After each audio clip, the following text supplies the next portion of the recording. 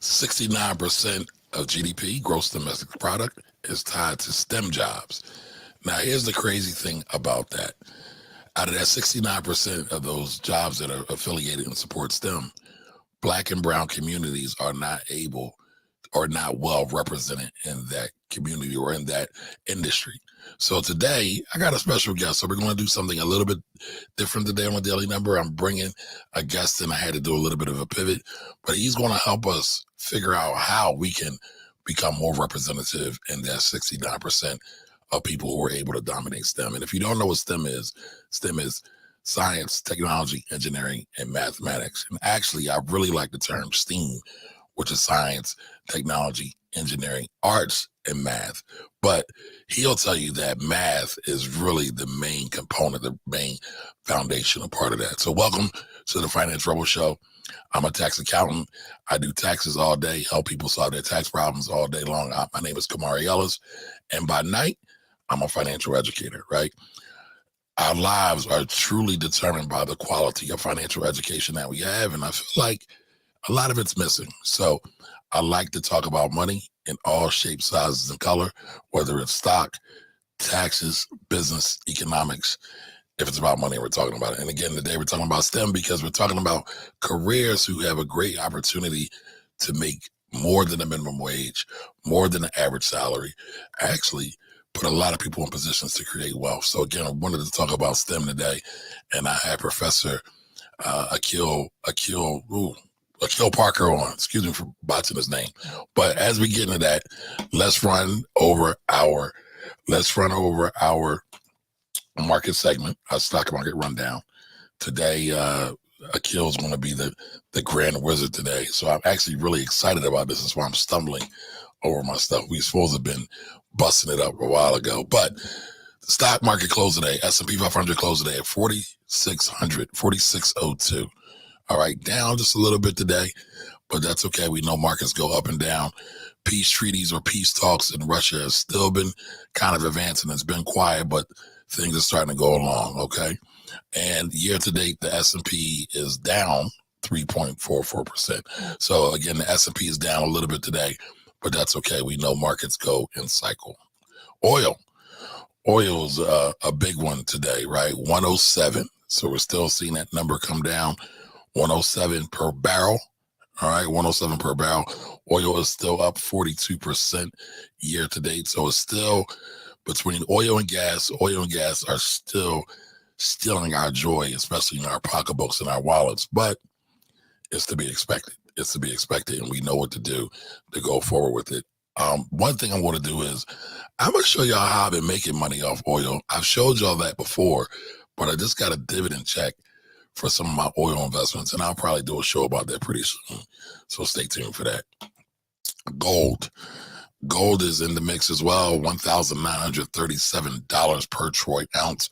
Gold is up year to date 5.87%, actually 6%. Right. So if you had $100 of gold in the beginning of the year, it will be now worth roughly $106. So it's all good. And like I'd always talk to you and tell you that gold is one of those safe haven assets. So when the world is in turmoil, when the world is topsy-turvy and everybody's running for the hills, a lot of people run to gold to protect their investments. All right, Bitcoin closed today at 47,018. 47,018. Y'all know I've been on y'all about looking at the correlations between the stock market and Bitcoin. Again, Bitcoin is up year to date 1.5%. So it's back in positive territory, but it's still not getting a whole lot because the rest of the world again is still topsy-turvy. Now, today we're going to be talking to my brother Akil Parker, Professor Akil Parker, right? He is a math professor at Cheney University. He's the founder of All This Math. He's a math tutor, right? He's really pushing the math agenda in the Black community. He wants to see everybody fulfill their potential of being math geniuses, right? And he's also the father of three. So we're going to have a good conversation with Akil. If you have any questions about how to get your child stronger in math, how to get your child involved in STEM, save them for the end and make sure you put a Q in front of any of your questions as we get going throughout this conversation. Professor Akil, how are you, sir? I'm good, bro. Thank you for joining us today, man. Appreciate you being here. This is long overdue. Yeah. I gotta throw the horns up for you because I'm actually really glad you're here, man. I felt like I was at a party just now. Absolutely, it was about to be a party, right? Math is a party. I mean, math has been celebrated all along, right? So you're a math genius. You're always talking about math. You always have your YouTube videos talking about math with your kids, breaking down the Pythagorean theorem and all kinds of algebraic equations. Mm-hmm. What made you become a math genius? Just putting in a lot of work and actually really becoming a teacher, becoming a math teacher, and just putting in the hours and, just developing my skill set. I want people to understand that, I wasn't really necessarily born this way. I had had a propensity to be, successful at, things that I tried, but I really just put in a lot of hours. So I think when people hear like terms like genius, they think that, it's something that's unattainable. And I want people to know, like, if you're listening, like, it's like with anything. I mean, there are a lot of people that, watch sports constantly and they can tell you statistics, about their favorite team and also the teams that they hate from, 2022 all the way back to, when they were born and even before they were born, because they studied the history. And they could do this. We could do the same thing with mathematics. It really just is an issue of just like practice and just putting in the time and putting in that work and just, doing a lot of problems over and over and over again. And really, and developing your confidence. Once you develop your confidence and you think that you can excel at anything, like including math, then you really can do it, and you can pass that on to your children too. There's a brother by the name of Jawanza Kenjufu, Mm-hmm. who I love. I'm sure you are a fan of as well, Yeah. but he calls that time on task. So the more time on task, and I guess it's probably one of those teacher subjects or teacher phrases that get thrown around a lot. But anytime you put time on task, which basically means study it, get into it, immerse yourself into it, you can become good at it, right? And so I call you a genius because my mother drilled something into me as a youth. Life and death lies in the power of the tongue. And I believe that. And I believe that many times we talk down to each other. We'll call each other all kinds of names, even in joking, right? But I always try to call people names that are uplifting and powerful. So I do believe you're a genius because you're out there shedding what I call God's light on our community. So I applaud you for that, and I appreciate you for that. But what made you want to spend time learning math? If it wasn't a natural ability of yours, what made you want to do it? Well, I guess like in my like schooling from like K through 12, math was one of the classes that for most of my school years I did well at and I excelled at, and it made sense to me. I had some rough patches. It seemed like I had a rough patch like every 4 grades. Like I know fourth grade was a little rough, in math, and then again in eighth grade, and then again in 12th grade. I don't know why it worked out like that, but for the most of my schooling, I did well in my math classes and in my coursework. And then I went to college, took the math classes I needed to take to get my finance degree. And then I originally became. Wait. You got a finance major? Yeah. I majored in finance. I wanted to go to Wall Street. That was my original goal. So I'm gonna give y'all a little backstory. So me and Professor Akil have been playfully bantering and battling on Facebook for a long time, right? And so he's an anti-capitalist guy who's now seen the way that Black people actually created capitalism, and he's all for it. But I never knew you were a finance major. Yeah, well, I wouldn't say I'm not all for it. I'm still anti-capitalist. I still believe that it is a problematic system. It, brought about, the our enslavement and chattel slavery and grew off of the slave trade. However, I can't. It's an all-encompassing system. And I do also believe that we need to build institutions. We need to build institutions. We need to control our neighborhoods. We need to control land. We need to control real estate. We need to control all these things. And I don't know, while I can appreciate what a lot of the brothers and sisters that are very much left wing, when they're, talking, speaking in an anti-capitalistic way, which I do claim to be, I don't know how we can get the resources, the financial resources that we need in order to do the things we need to do so that we can educate our children and have the institutions. We're gonna have to get our hands on some money, you know.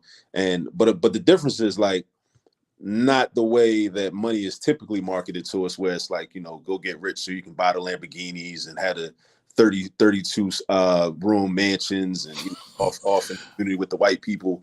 All the materialistic stuff. Yeah. We're trying to get the resources so that we can, you know, build institutions and hopefully educate enough of our young people so that they will be the ones that will create a new system that can replace capitalism, and it will be much more humane, you know, so we don't have to have people sleeping on the street when it's 10 degrees outside. All right, we're going to come back and talk about that some more, but I'm glad to see you have finally come over to the light a little bit, right? And actually shout out to Baba Hoods in the building, Jimmy and Corey are in the building. And so Baba Hood says, salute to my brothers for having this conversation and killing how to debate capitalism also often. And so also shout out to Jimmy for his interview today with the Philadelphia Inquirer. Did an awesome job on there. So salutes to y'all. And salutes to everybody else in the building. I'll come back around to y'all in a minute. But so a finance major. Where did you go to undergrad at?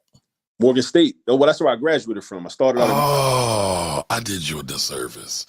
All right, I'm gonna do something real quick when you come back. I'm gonna show you something real quick. But all right, so Morgan State, for finance? All right, that's dope. That's dope. At what point did you say, I don't want to go to Wall Street anymore? Because I actually had a similar dream. I kind of worked on Wall Street a little bit, not actually in Wall Street, but I worked in institutional management. So I kind of fulfilled my dream, but not in the way that I wanted to. But what made you not want to go to Wall Street anymore? What changed your mind? Well, it really wasn't my decision. The jobs that were available to me and that I was able to apply for, I didn't have those opportunities coming out of Morgan, like in what was it, like December 03, came out of Morgan December 2003. I think a lot of the opportunities had kind of cooled off because it was still kind of in the wake of 9/11, you know, when that happened and everything. So I applied to a couple of places. I also wanted to come to the Philadelphia area and ended up interviewing at Vanguard. And Vanguard, you know, the money wasn't looking right, you know, with the opportunity they were offering. They have great benefits though. That's what everybody says. You know, I mean, I'm sure I would have learned a lot, but I don't know how I would have been able to pay my bills. But yeah, so, and then I ended up getting a job with the FDIC, you know, so Federal Insurance Corporation, for anybody wondering.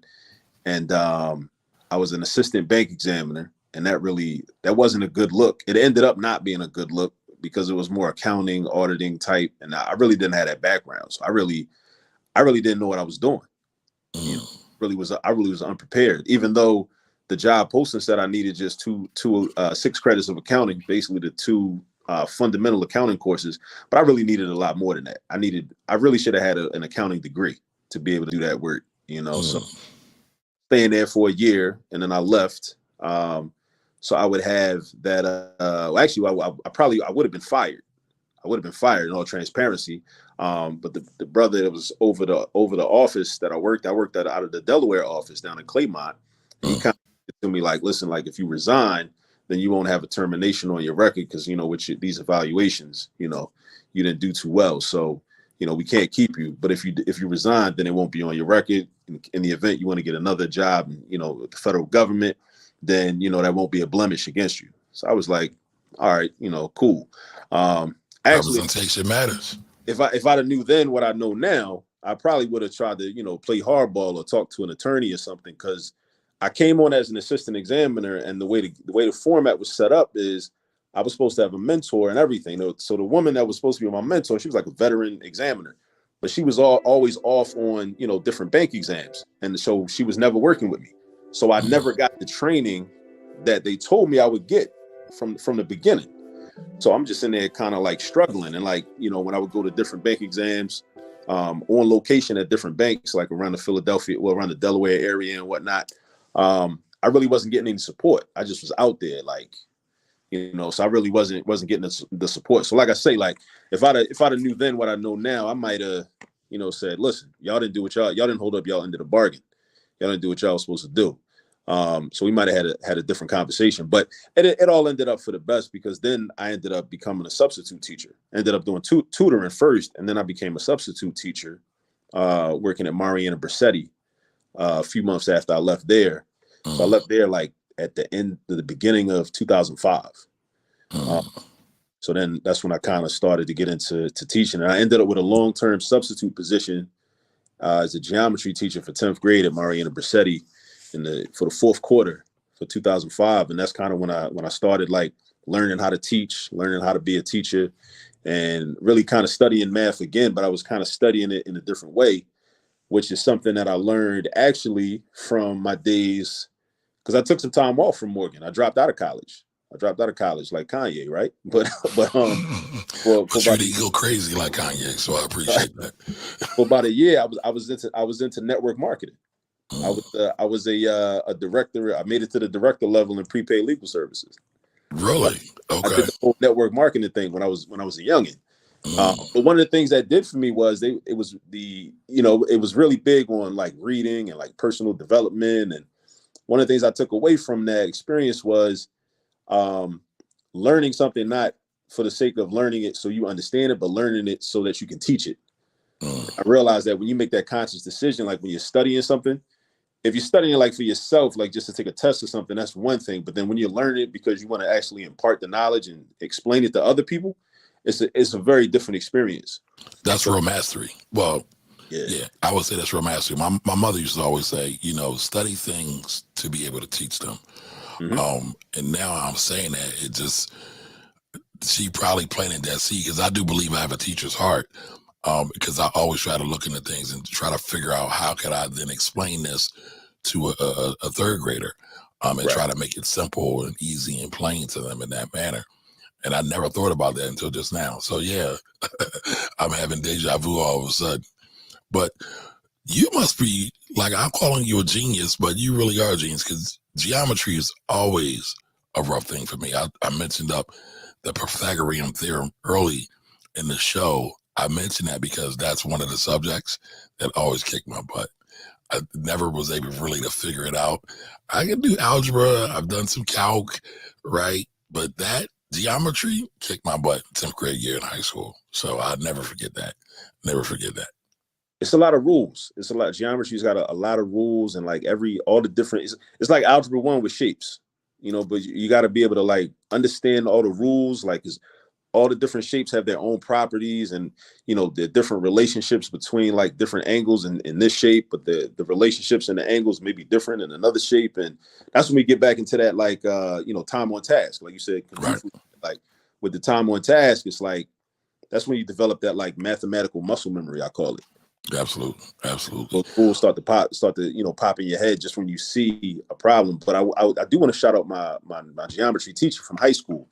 I grew up in Baltimore, went to Baltimore Polytechnic Institute, and had a teacher named Mr. Bessics, Joshua Bessics. And at first, it was kind of rough because we had to take geometry in 9th grade, like, because the way the high school was set up, it was a weed out program. So they gave us algebra 2 and geometry at the same time, 2 separate classes.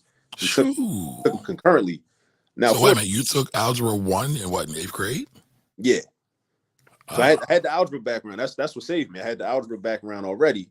So when they put me in the algebra 2 class in 9th grade, I was okay. But then I had another brother, Mr. Sam Brown, who was my algebra 2 teacher. So that really made a difference also. So, the fact that there was a black man in the room that I could identify with, both of them were kind of like father figures. I kind of I had already had the respect, and I wanted to learn from them. So, but Mr. Bessics, the way he broke down proofs, once I understood proofs, then I was good in geometry. But at first, the proofs didn't make sense to me. But then when I realized, like, all you're doing with the proofs is you just got to know, like, okay, these are the rules, like, these are the properties of this quadrilateral or this parallelogram or this triangle, and you're trying to prove this, and it's kind of like a puzzle. You're saying, okay, if this is this, and then that is that, and then that relates to this, and then that means that this has to be this, so this got to be equal to this, and then it's kind of like a format to it. Becomes like a game. So tell me this: Yeah, you became a substitute teacher, right? You needed a job, became a substitute teacher. What made you go forward? Because you're a professor now, full blown professor, yeah. at another HBCU. You're a product of HBCU, and I guess you're like, well, I need to go back to a HBCU and sow some seeds there. But what made you go forward in that? With the math. Yeah. Um, well, one thing is, people kept telling me in my ear, like, if you're a black man, you can teach math, you can write your own ticket. So a lot of it was economic. It was economic at first, and I knew I would be in high demand. So that gave me I felt like I would have some job security.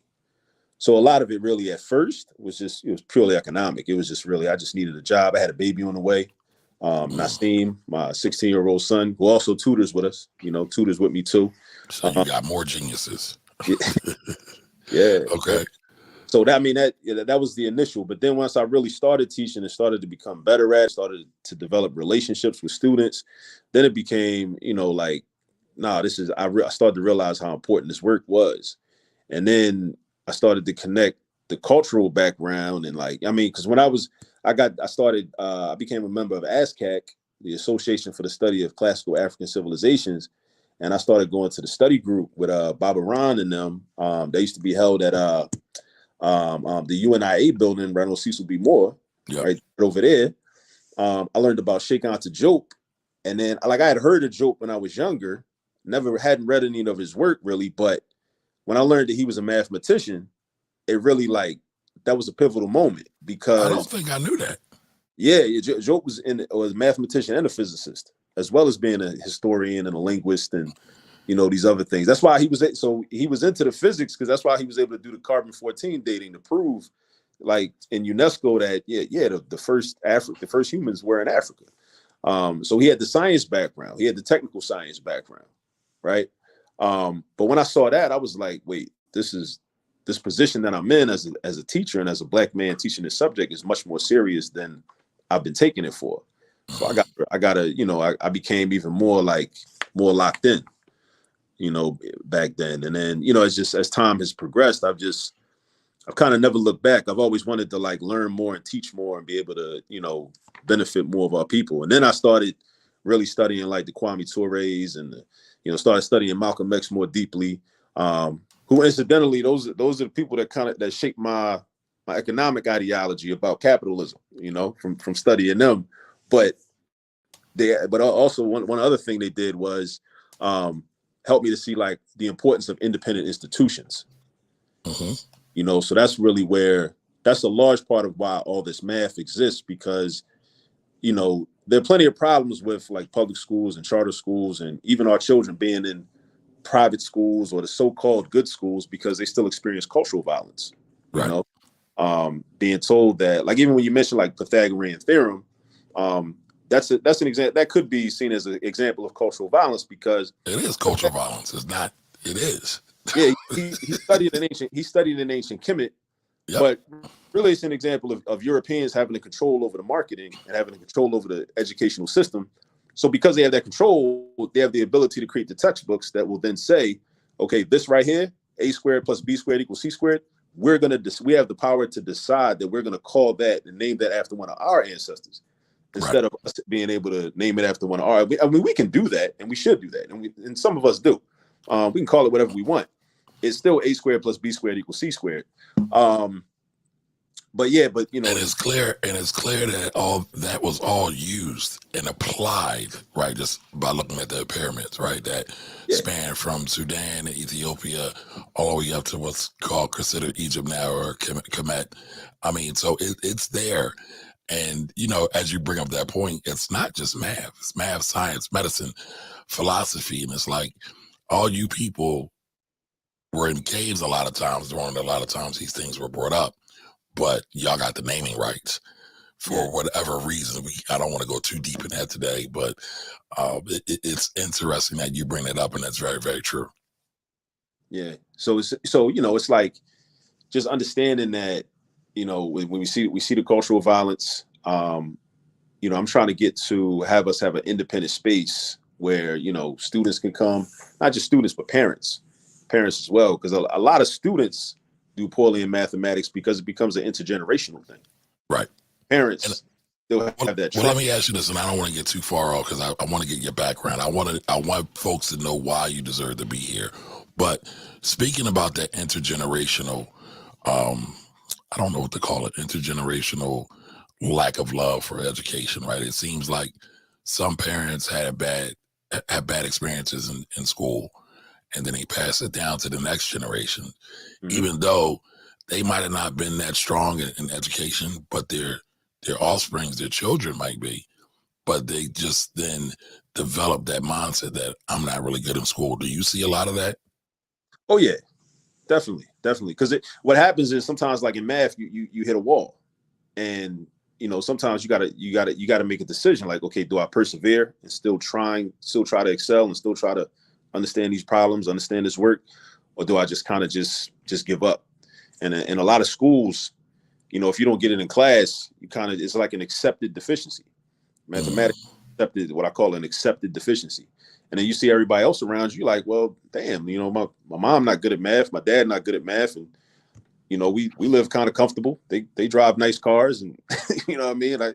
They buy me sneaks when I need them. So like then you start to rationalize it, like, well, why do I need math? They didn't need math. Not Right. understanding that the society that we live in is changing very rapidly, like we were talking about earlier. Whereas the need for mathematical background and the need for an awareness and a comfort within STEM is increasing on a daily basis. Um, when you're young, when you're a teenager, or younger, you're not really making those connections. So Well, yeah, it's funny, right? People always ask me, why do I need algebra? And before we go into that, right, because I want to bring that question back a little bit later.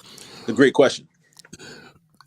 Why, again, you started to fall in love with the craft of mathematics teaching, right? What made you go get your degree, your advanced degrees, so you can now be a professor? The master's degree came out of I was considering going into administration at one point.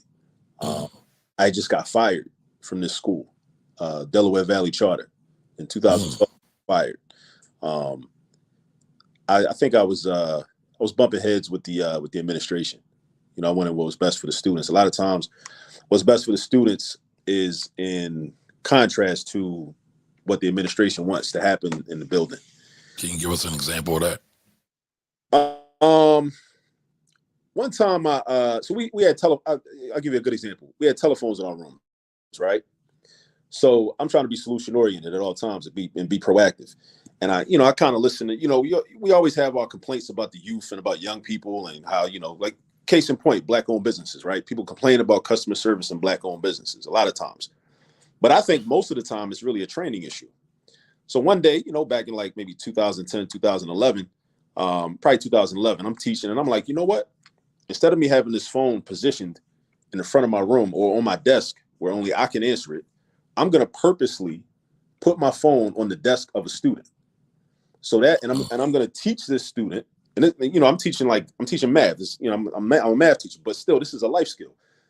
This gives them give me an opportunity to teach these students how to answer the phone properly, how to take a message or like put a person on hold, because ultimately it's going to be for me anyway. But I want them to have. I mean, and these were like 11th and 12th graders. so So you and translated that into teaching them real life skills. say it again. You were teaching them real life skills. You use that as an example to teach them real life skills. Yeah, yeah. But the protocol in the school was students are not allowed to answer teachers' phones.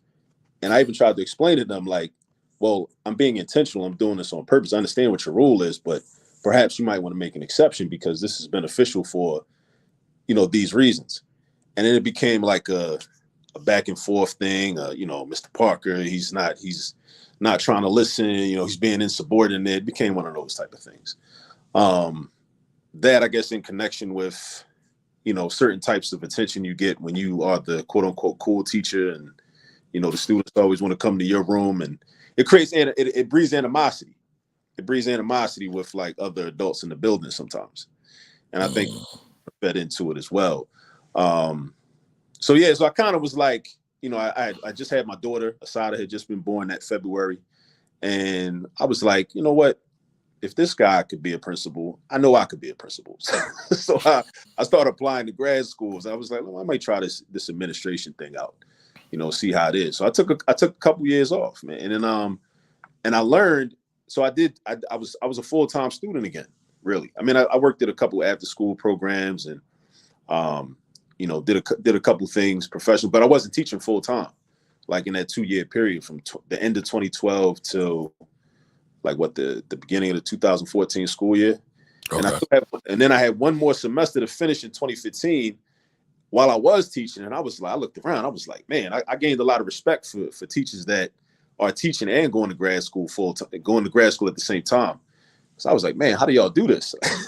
Because I kind of took it for granted because like when my first 4 semesters in grad school, I was just going to grad school. So it was kind of like being an undergrad back at Morgan again, but then I got that degree and then I went back into the classroom and I was like, I really don't want to go into administration. It seems I started to see like the politics that are involved and how much non-educational activities become your responsibility on a daily basis. But real quick, I want to pause real quick. Did you say you went back to grad at Morgan? No. I said I felt like you felt at Morgan, but I was at Lincoln. Yeah, I got my master's degree from Lincoln. Okay. So you stay HBCU strong all the way through. Yeah, and I went to Lincoln. I was looking at a few schools in the Philly area. I went to Lincoln because I had been exposed to Amilcar Cabral, the revolutionary Amilcar Cabral from over in Guinea-Bissau, Cape Verde Islands. He was leading PAIGC. They were fighting against the Portuguese, in anti-colonial struggle. And I was studying some of his work. I just got a book of his in the mail right around the time that I had to, apply, send my application in. And I'm flipping through the book. It was some pictures in there. In the back of the book, one of the pictures, it was like from 1972, he had been awarded an honorary doctorate from Lincoln University. So that kind of like just like solidified it for me. And it's funny, Kwame Nkrumah went to Lincoln University too. So yeah, Lincoln has a strong, a lot of the HBCUs, but Lincoln has a strong tradition of educating many of our leaders and warriors throughout the diaspora. Definitely. Yeah. But I wanted to show you this, right? Because had I known, I didn't even put it together. Like, I'm an HBCU wannabe, right? Right. I call myself, I went to community college here in Philadelphia, went to Temple University, always wanted to go to Howard, right? But again, I'm about institutions, Black-owned business, anything that supports Black folks. So I've been buying and supporting HBCU merch. And I even talked to my audience about it, like, what should I get next? So I told them I was going to get Morgan. So that's my proof. I got Morgan. Lincoln's up next, right? I got to get some more. I got to figure out some other ones, some more non-popular ones. But I just love the idea of HBCUs and what they have done because, I mean, as we think about it, right, HBCUs have definitely led the charge in the STEM, but we could talk about that a little bit more as we go forward. So you went to Lincoln, graduated from Lincoln, right? Came back in, realized administration wasn't your thing. You wanted to be with the kids, with the children. Rather, I don't like calling them kids. You want to touch them, I guess, feel them, help really direct them day to day. At what point did you say, you know what?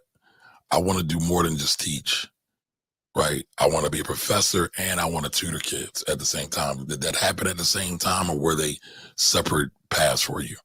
Kind of a little bit separate. I started out at LaSalle. That was my first like in-class experience on a collegiate level.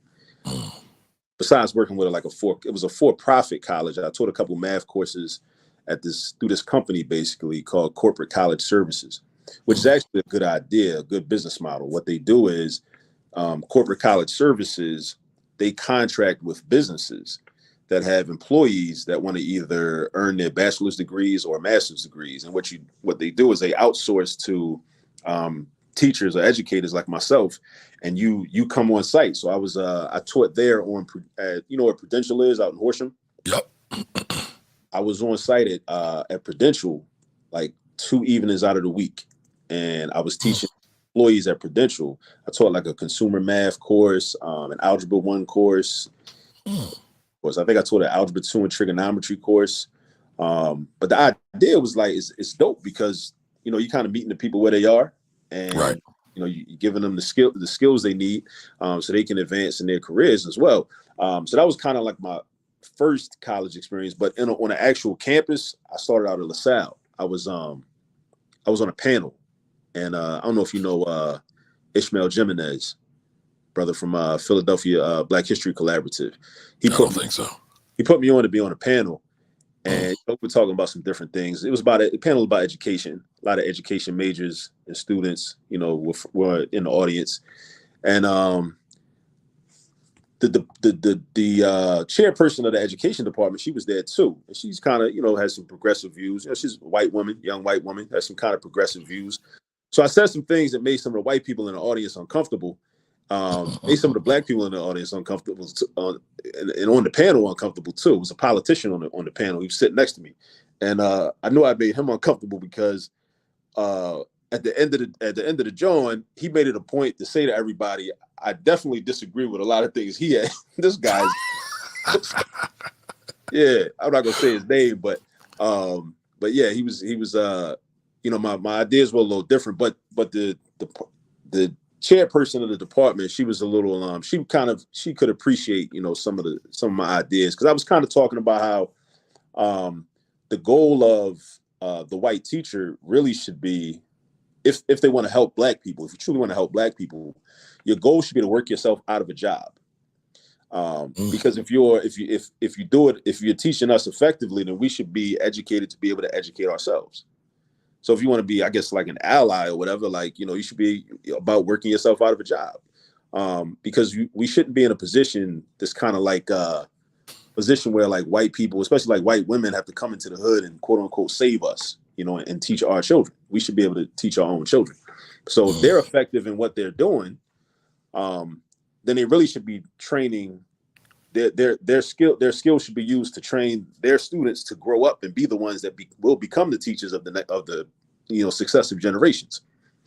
And that was one of the things that I said, you know, made a lot of people uncomfortable. And it was cool. Like, you know, I get it. It makes me think of something my mom used to always tell me. She always say, the job of the teacher isn't necessarily teach you. The job of the teacher is to teach you how to learn, so then you can go forward and teach yourself what it is, whatever it is you want to learn.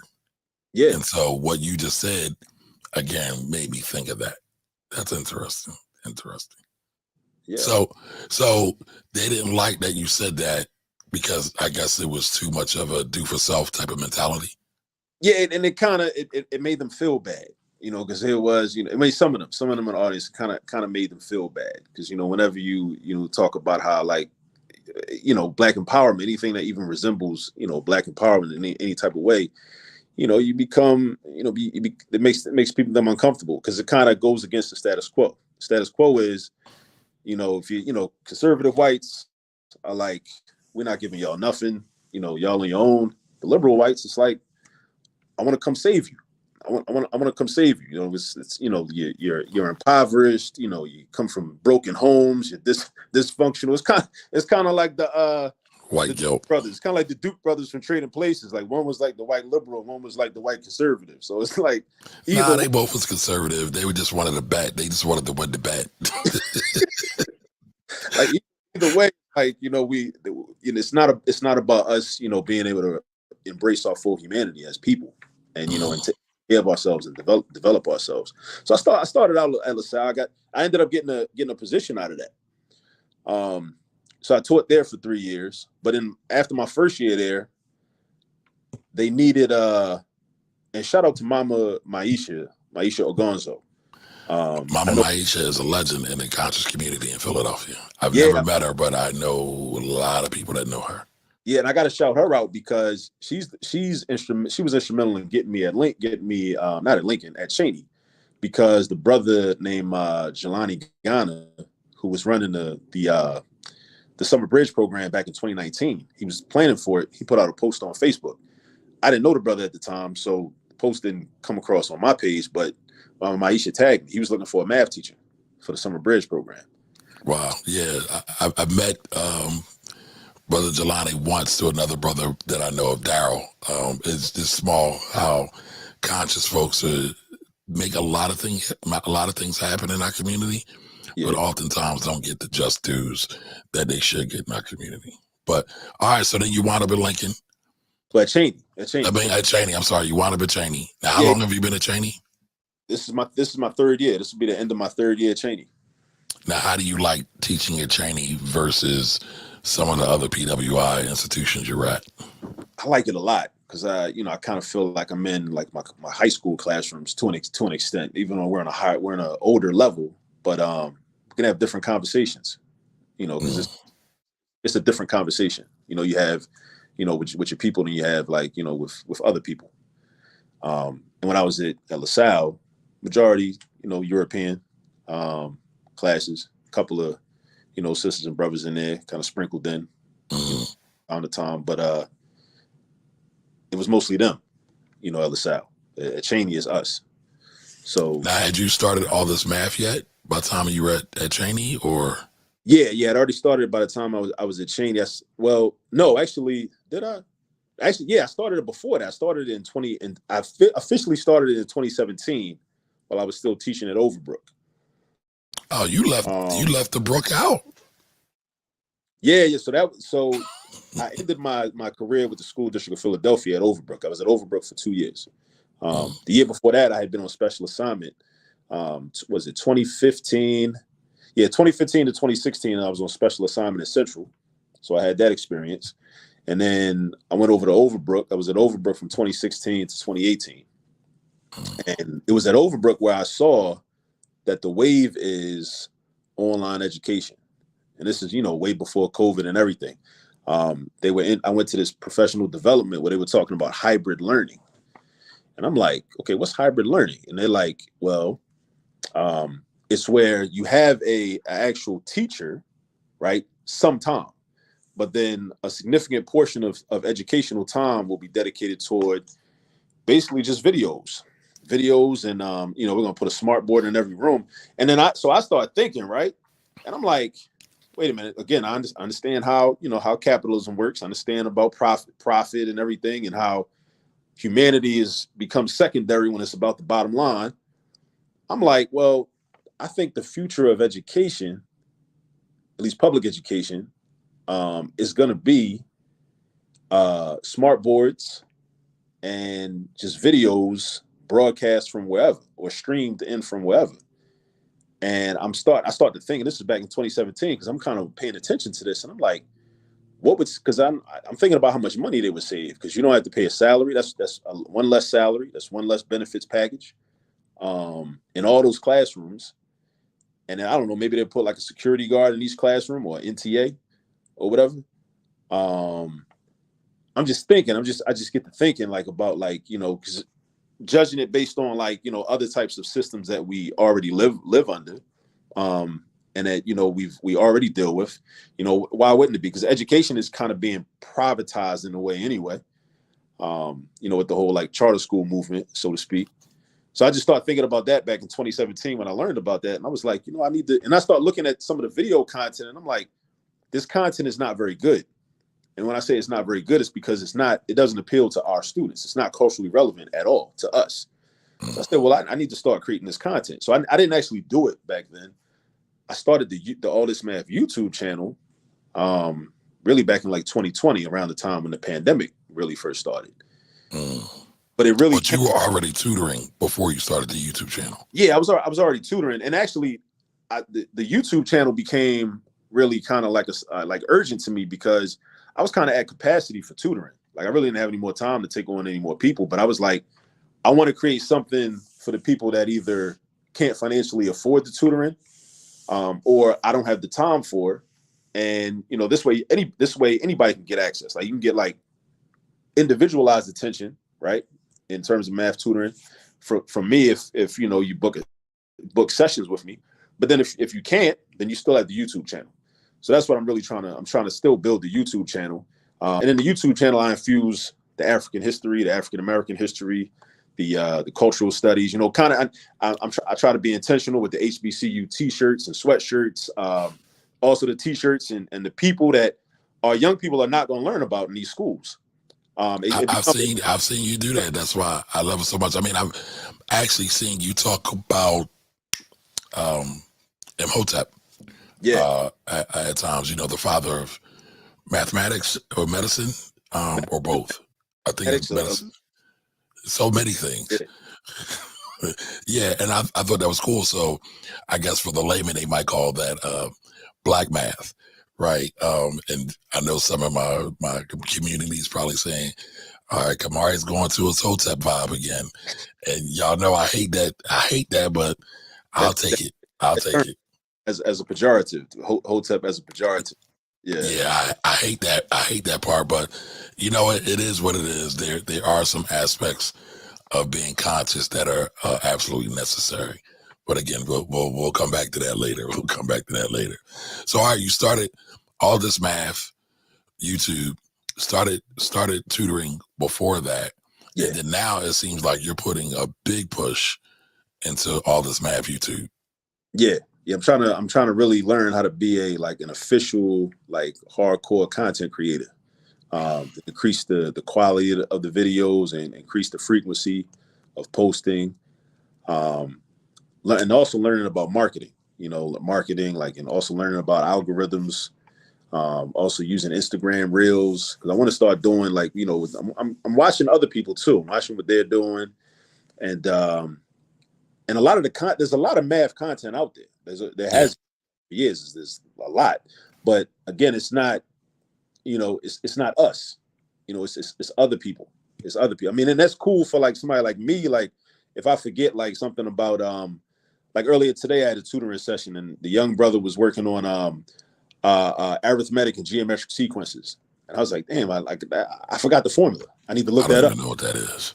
It's it's basically you get a pattern of numbers, right? It's actually kind of Okay. cool. They give you a pattern of numbers, and there's a formula you can come up with, so you can be able to predict what would the 10,000. I got you. You know what I'm saying? And I like that because again, this speaks to the value of math, or the whole why do I got to know this question, which is a good question, because it's well, if you didn't have this formula, then if you wanted to know what the 10,000th number in the sequence was going to be, you'd have to actually sit there and add 5 until you get, do that 10,000 times. And nobody got time for all that. So, somebody already recognized the pattern many, many years ago, and that pattern becomes a formula. And then it's okay, well, you just got to plug these numbers in, find the common difference or find the common ratio and then plug it in, and then, just use order of operations and, just do the math. So I can go to the other people and look that up, and it's fine. But But you're representative now, right? So again, representation matters. So now, instead of going to somebody else who may not have cultural relevance, who might not understand some of the language that we might use sometimes, you're able to kind of bridge that gap and do black math, so to speak. yeah, and it's a hand. And I've from doing this work, I've learned I've met a handful of people that also have been doing this work too, and are also currently doing this. And I try to promote their work also, and share their stuff, because I also want people to know that it's kind of like what y'all do with the Black Wealth Project. Yep. It's different members that are kind of into this. It might be a few of y'all into real estate, but it doesn't need to be just one person doing real estate. No. We need to be a lot of people. At the end of the day, the Black Wealth Project is about being community minded, right? Yeah. It's how do we kind of form like a hive and then go out and do what we need to do, form like Voltron and then go what we need to do, Right. and help the community as we go along. And I mean, honestly, you're kind of Black Wealth Project too, right? So it's not just about us that's on the screen, right? It's also about the people that we touch and that we want to help also. So, so you're doing all this, right? A big emphasis, especially with Black boys, Black students, getting them up to date on math, because you recognize there's a massive opportunity out here. There's a massive wealth opportunity, earning opportunity out here. And we talked about STEM, right? Science, technology, engineering, and math. I like STEAM, science, technology, engineering, art, and math. But you say math is the foundation, and we need to be more intentional about helping to create and foster our math geniuses. Yeah. Yeah, I mean, being able to like do the calculations so that you can build different things, build types of technology, so that you can use science, so that you can engineer and create things in engineering and, solve problems in engineering. Being able to do the calculations, do the computation, even being able to think critically so that, you can do those types of things is really the foundation of all of that. And sometimes even if it doesn't seem like it, even if it seems like that is irrelevant, it's more of a way of thinking, so that's another answer to that question. Like, why do I need this? It's really But we've been beating around the bush, right? So I want you to answer the question: why do children in school need to learn math? All right. So answer number one, because math will develop your critical thinking ability. And we all need critical thinking ability so that we will not be taken advantage of, so that we can understand the world that we live in, even better. Also, specific formulas are very relevant in all types of situations that you might find yourself in. A lot of people, I keep seeing this meme floating around where a person says, another day went by and I still didn't use y equals mx plus b. And I think I just where it comes from. It is kind of funny, but the thing is that people don't know that they're using y equals mx plus b. Anytime you calculate your paycheck and you make an hourly wage and you calculate what your check's going to be when your thing comes, and so you'll know, okay, if you got to go cuss somebody out, if your money's not right, you use y equals mx plus b. You just don't realize it, and that might not be your fault. That might be the fault of the teacher, or maybe you weren't paying attention in class, during those lessons. But again, if I could pivot a little bit, a lot of people are trying to push to like eliminate math classes and replace them with like personal finance classes and things. And I see there's value in personal finance, of course, but again, we're trying to kind of evade mastery of the fundamentals and the basics, because in order to really do calculations that you'll need to do to really use personal finance concepts and ideas, you're going to need to use algebra. Like, you're going to need to calculate things.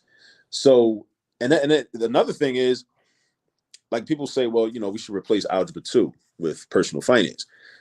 But if you go to a typical algebra 2 textbook, and you look in the application section, or the section where the word problems are, you'll see a lot of real estate questions about credit cards, questions about home ownerships, or financing cars or leasing cars, the stock market, stock options. You'll see those questions in there. Even when you study finance on a college level, like, you're doing a lot of algebra in all these classes: international financial management, general finance, corporate finance, your real estate courses, your commercial insurance courses. You're doing nothing. You're just doing algebra the whole time. Facts. But I think what happens is, and this is another kind of thing we got to deal with. And shout out to the brothers, Brent and Keith, Brent Johnstone and Keith Staples, Fathers Read 365. I've heard the names. I don't think I've met them, though. Yeah, so they do work with reading, and they go into elementary schools and just read to the children, and they give out books and a lot of things around literacy. A lot of what we think are math problems and math deficiencies are actually reading deficiencies. And you have class where there are a lot of students that really can't comprehend what they're reading. They can't comprehend, but they're in a math class, so they say, well, I can't understand this word problem, but they think it's a math issue. But a lot of times it's just a reading issue. So then, and if you can't read the word problem, then the math seems irrelevant, because it's like, bro, like, this word problem was about the rule of 72, or this word problem was about how to calculate the ROI on a real estate investment. Right. But you couldn't really read it and understand it. So now you're confused, and you're thinking, well, yeah, let's just get rid of math, because math is irrelevant. We couldn't get to the relevancy because we couldn't do the word problems. So that becomes an issue and that's something that's not discussed enough. So again, something else my father, he always says, he denies it now, but I remember this starkly. He says most people are functional illiterates. And I didn't get it when he said it, because I was younger, but I get it now. And I do think there's a lot of people who have reading challenges because they were never really taught how to read, showed the importance of reading. And, a lot of people, again, kind of escape from the from the importance of education, formal and informal. And so we kind of missed a lot of that stuff. So And I think, I'm glad you said that. One of the problems is like when we think of how do we define having the ability to read, how do we define literacy? For a lot of people, it's I can look at words on a screen or on a page or in letters, and I can pronounce those words that they form in the accepted manner. Comprehension. We don't get into comprehension. Yes. Can you comprehend what you just read, and then can you comprehend it in different contexts? So what does it mean what you just read? So like I can read, like if we was in class, you in class elementary school, and you could read out loud. You raise your hand, teacher calls on you, can read out loud. But then that's not followed up with a critical discussion about, okay, well, what did you just read? What does that actually mean? That's a gem right there. I gotta give you the horns for that, baby. That's a gem right there. I mean, because again, reading is fundamental, math is fundamental. And I feel like as a community and as a culture, we're really shying away from education. Yeah. I think the anti-college movement is really bad. I understand the economics of it, right? Because I do feel the cost of college is totally horrendous. But I also feel like we have tied going to college with getting a good job. And I think that's very destructive because there's so many other things that come out of going to college. Definitely. And that's not to say that everybody has to go to college, right? Because I know somebody will say, but everybody doesn't have to go to college. But I would say this, I think there's a lot of our young geniuses out there that should have gone to college that get overlooked for various reasons. And we missed out creating a scholar a lot of times, in my opinion. Yeah. And even like people that, you know, that are entrepreneurs and are very successful entrepreneurs that have college degrees, oftentimes I think they kind of get caught up in that anti-college movement too. And I think they kind of begin to underestimate how having that college experience and having those networks has been able to help them in entrepreneurship. Absolutely. I mean, you could always ask the question, well, what's the value of a college, of a Harvard or at Howard or Lincoln? You know, what's the value of the networks? But there's some things you just can't really quantify. There's some things you can't really calculate the ROI now, but you're a math genius, so you might challenge me on that. But I do think, you know, what's the value of a great family member? You can't really quantify that, right? And I'd look at, again, some of these networks, some of them become great family members. So I just feel, and the other thing about college, I feel that that's missing, right, is that we don't get into any kind of intellectual rigor. And what I mean by that is nobody's challenging each other. You and I could go back and forth all day long. I've never cussed you, you've never cussed me, but we're kind of already clued into that. Iron sharpens iron. And so I see some folks nowadays, it's like, if you ask them a question, they want to fight you. They want to shoot you. Why are you trying to insult my intelligence? I'm literally asking you a question. And a lot of times it's like, we don't have that fortitude to go against that. I mean, what do you think about that these days? Well, I think it's very true. And I think it's exacerbated with social media, you know, even more so. Because, you know, the way people just kind of just choose violence a lot on social media. So, and a lot of times meaning does get lost on social media. But you got to be a person that's like confident in their own intelligence and intellect, even to be able to withstand being challenged, or a person like questioning you. And I get it, because sometimes, like, you know, I see a post, or I'll make a post and somebody to comment, and I might react a little emotionally, you know, at first, you know. But I gotta catch myself, and then I kind of try to think about what are they really saying, or am I reading too much into it? But if I disagree, then I try to respond with a question, just so I can get clarity. And maybe my question will, because I'm saying, okay, well, this is why I disagree with what you're saying. So let me pose this question to you. Right. I want to see if you've considered this, because maybe I'm thinking, okay, you haven't considered this, but maybe they have. And then they might come back and hit me with something that's like, wow, you just helped me refine my own analysis. But I believe the reason why you're able to do that is because you were taught a certain level of intellectual rigor, or just thought process, some level of logic, right? Yeah. And I don't know if a lot of us haven't gone through that or been challenged in that way. And I feel like we're missing an opportunity here a lot of times. Yeah. Yeah. Okay, so what would you say parents should be doing right now to get their children ready for math? So one thing is our parents have to get out of their own way, and they're gonna have to kind of, this might sound harsh, but parents are gonna have to get over their own fears and trauma with mathematics. And I say that because most schools are not equipped to provide the level of education in really any subject that our children need in order to be fully well-rounded. So, and what happens is, and this is not all parents' fault. It's not all the community's fault. A lot of time, like the formal educational system kind of has created this, right? Where the school becomes the sole educator, or the school attempts to become the sole educator of the child, which creates a host of problems. And I think people that kind of have not studied the history of formal education in the United States, they just look at it like, these parents, and they don't want to do this and they don't want to do that. But like, well, actually, like, if you look at the history of education, like that's what the schools actually want. The schools want to have control. They want in loco parentis.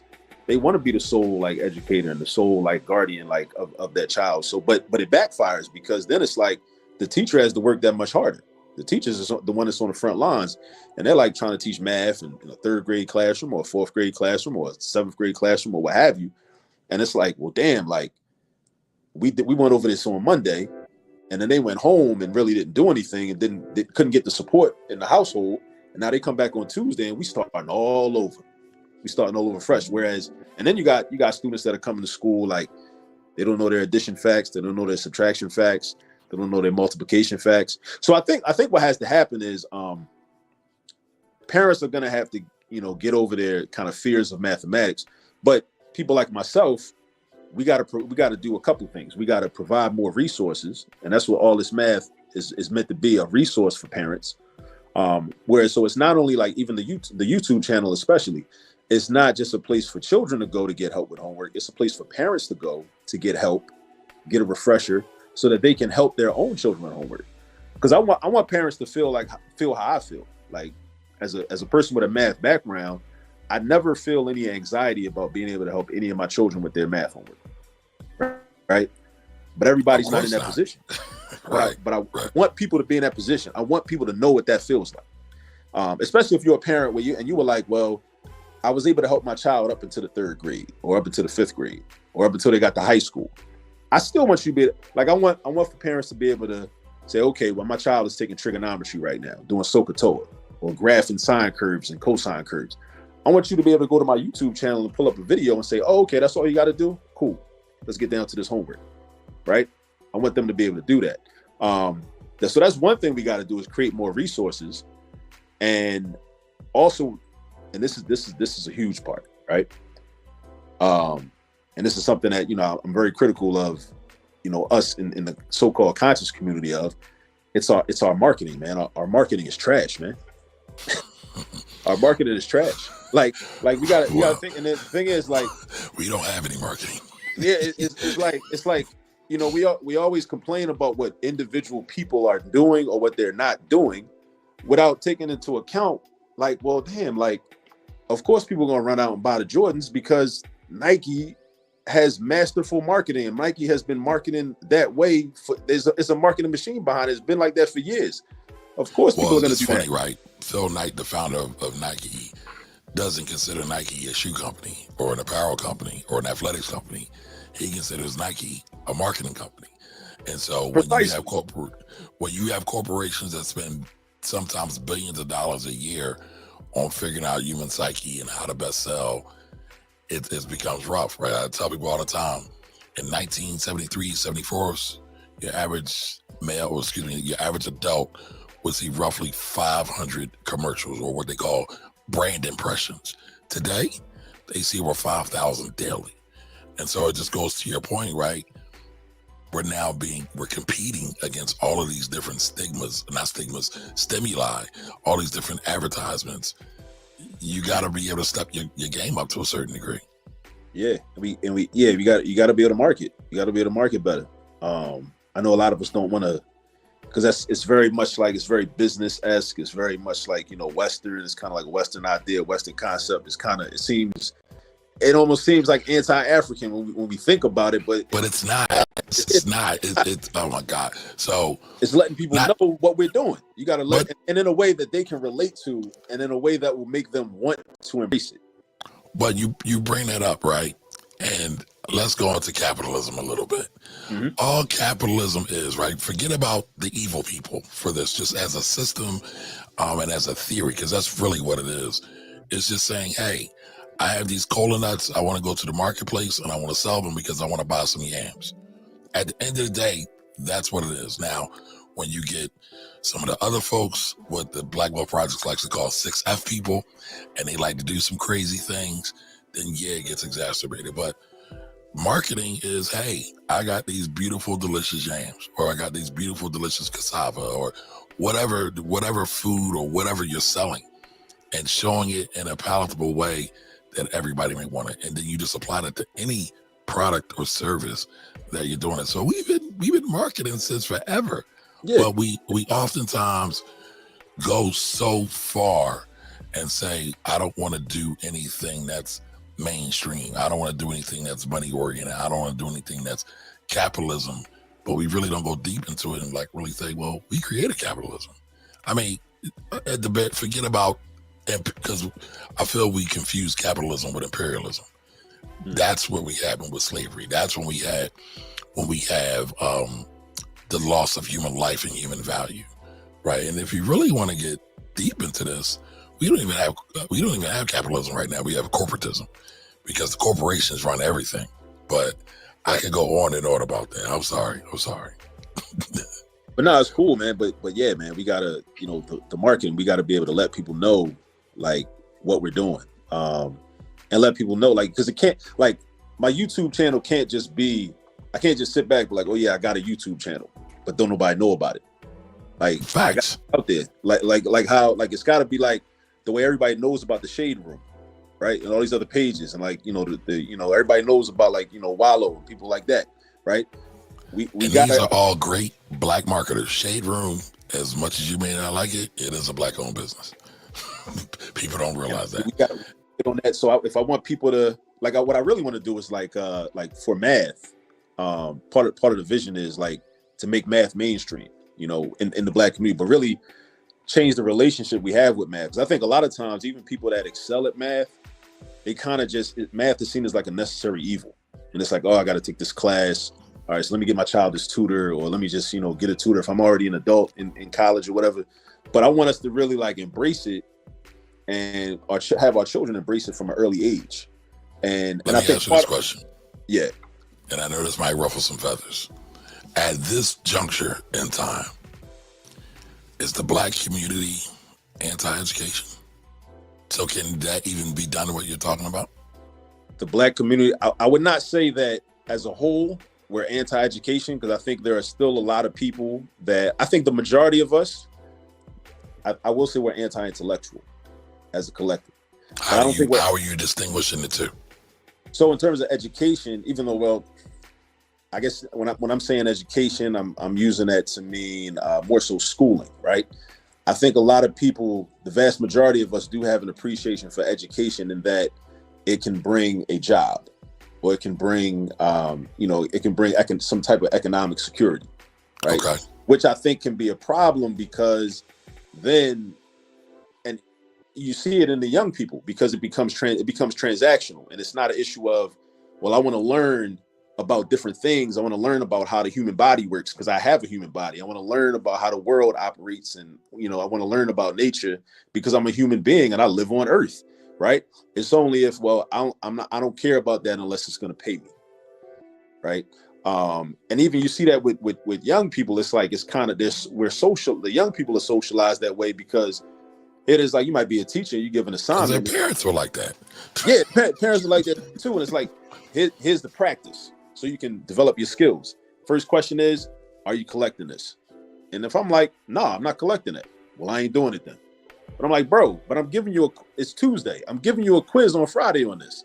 If you don't do the practice, you won't be as prepared for the quiz. So a lot of times, again, they lack the critical thinking to make that connection, right? The math is supposed to teach the critical thinking. So they'll be able to say, well, damn, like, even if he's not collecting it, I probably should still put the work in and actually do the assignment, because this is a way for me to practice the skill so that he's going to collect the quiz. He's giving the quiz or the test on Friday, and I'm going to get a grade for that. If I care about grades, then this is preparing me for that, right? But it's like, nah, you're not collecting this, so I'm not doing it. I'm like, that doesn't make sense. Good brother, but I hear you, I guess. Well, it's funny, right?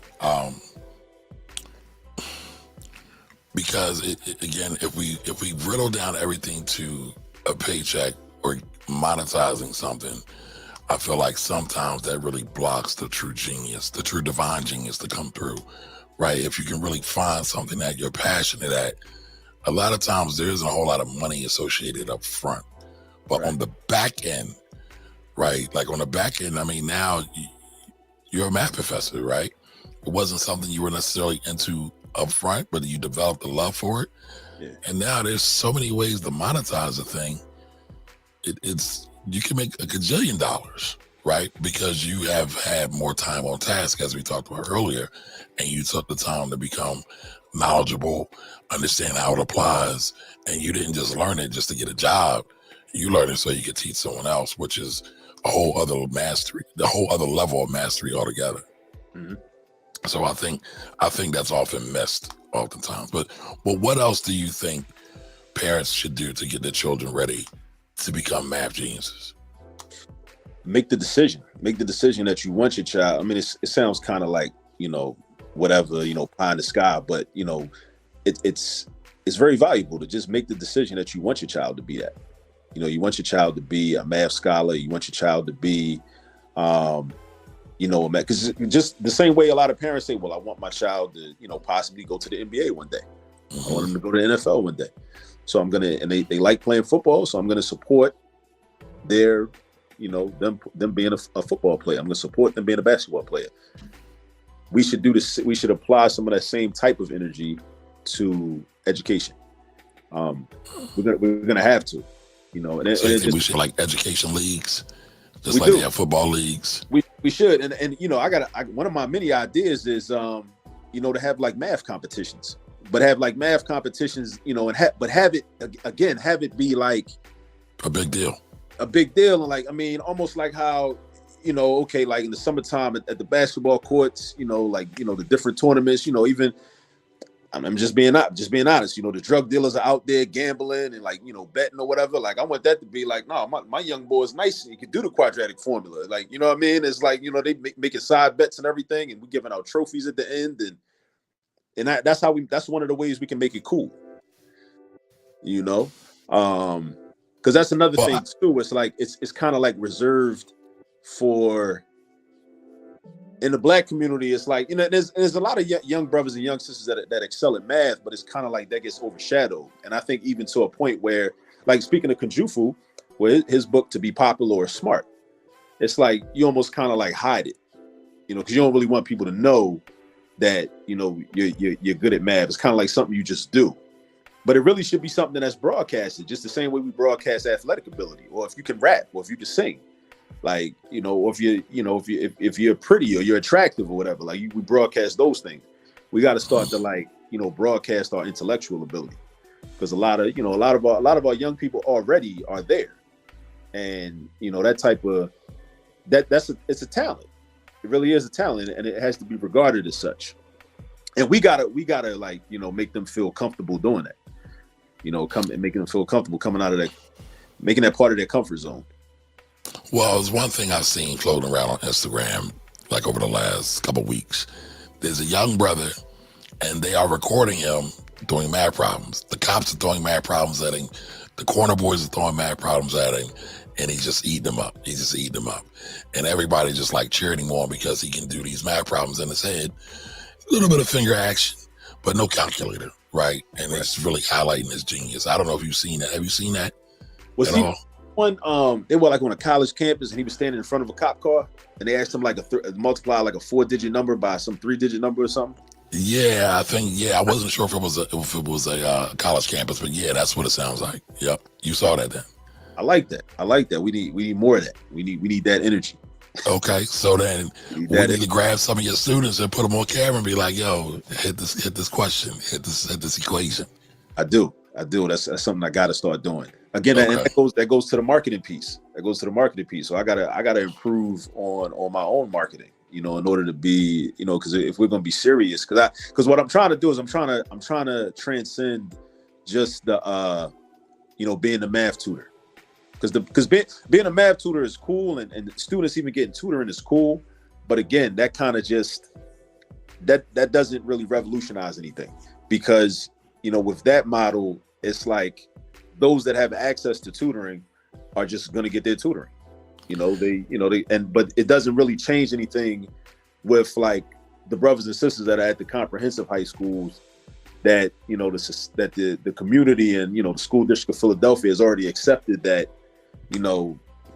They're not gonna. We don't accept them. We don't expect them to. Even if they're never gonna admit that. But they don't expect students at Strawberry Mansion to excel in mathematics. They don't expect students at Ben Franklin or any of the comprehensive high schools. Those children are brilliant, but they may not have the resources that they need. They may not have the proper teachers, or they may not have, or they may being that they're at the high school level, they may have just lost all their motivation about school in general at that point, because of things that happened to them in elementary and in middle school. Right. So I want for them to even have the ability to, shine, intellectually and academically, and in terms of mathematics, we gotta make it cool. Like you said, we gotta make math cool. So you gotta get shirts that say "Make Math Cool." Yeah, that's another idea. I got some all this math merch. I got to get some more of it too. But yeah, make math. Okay. Matter of fact, it's a brother out in Oakland. I think that's a hashtag that he uses often. Brother, he's got a company called Young Gurus. Gurus Math Tutoring. Yeah. Matter of fact, him and another brother named O'Neal Barnaby, who's down in Maryland somewhere. They do they got a program every Sunday. Every Sunday at 7 p.m. They just two brothers talking math. And they talk about different topics, in mathematics, and that's good to see. It's good to see, black men, chopping it up about math, Okay. But yeah, they both have their own tutoring businesses too. So I guess at some point, the natural progression is you're going to have to create some kind of institution or school or Saturday school where it's about math. I mean, maybe some other life skills and things like that, but it's heavy math at some point. Heavy math, yeah. Heavy math. Okay. And like hystematics is a framework that I've developed too. What is hystematics? I don't know what that is. Hystematics is a way to merge history and mathematics seamlessly, in a way that really makes sense. Like I was telling my students at Cheney on Tuesday that so it's like supreme mathematics. It's probably similar. Yeah. But matter of fact, dealing with the numbers, having the numbers represent different things. I'm not. Right. What's today's math god? Yeah, I'm not too well versed in the 5% protocols and everything, but I know a little bit from listening to hip hop from the 90s and whatnot. But yeah, I was telling them if you want to, because I think what happened was I did a problem, and the quotient we were going over long division. The quotient ended up being 1,492. So I was like, listen, this is a teachable moment right here, because some of your students may have been in a classroom where they were told that Christopher Columbus discovered America. He was great for whatever, and then so this is your opportunity to tell them no, that's a lie. He didn't do that. I mean, he came there and he has significance, but he's not anybody for us to celebrate. Because that number is right there. That 1492 is right there. We can use that. And then, I talked about, how they could, create an addition problem, subtraction problem, division, whatever they want. You could either include one of the numbers in the original problem could be 513, or the answer could be 513. It's like, well, what's 513? We said, well, May 13th, 1985. That's when the MOVE organization got a bomb dropped on them, So we used the math to create a space to have a historical conversation. Okay. And that's one aspect. It's a framework. I got 5 elements. That's just one of the elements. I call that numerical triggers. Okay. I like that. Yeah. Well, let's jump into a couple of these questions. Real quick before we forget, tell everybody where they can find you at. And we'll shout it out again, but I want them to hear it from you.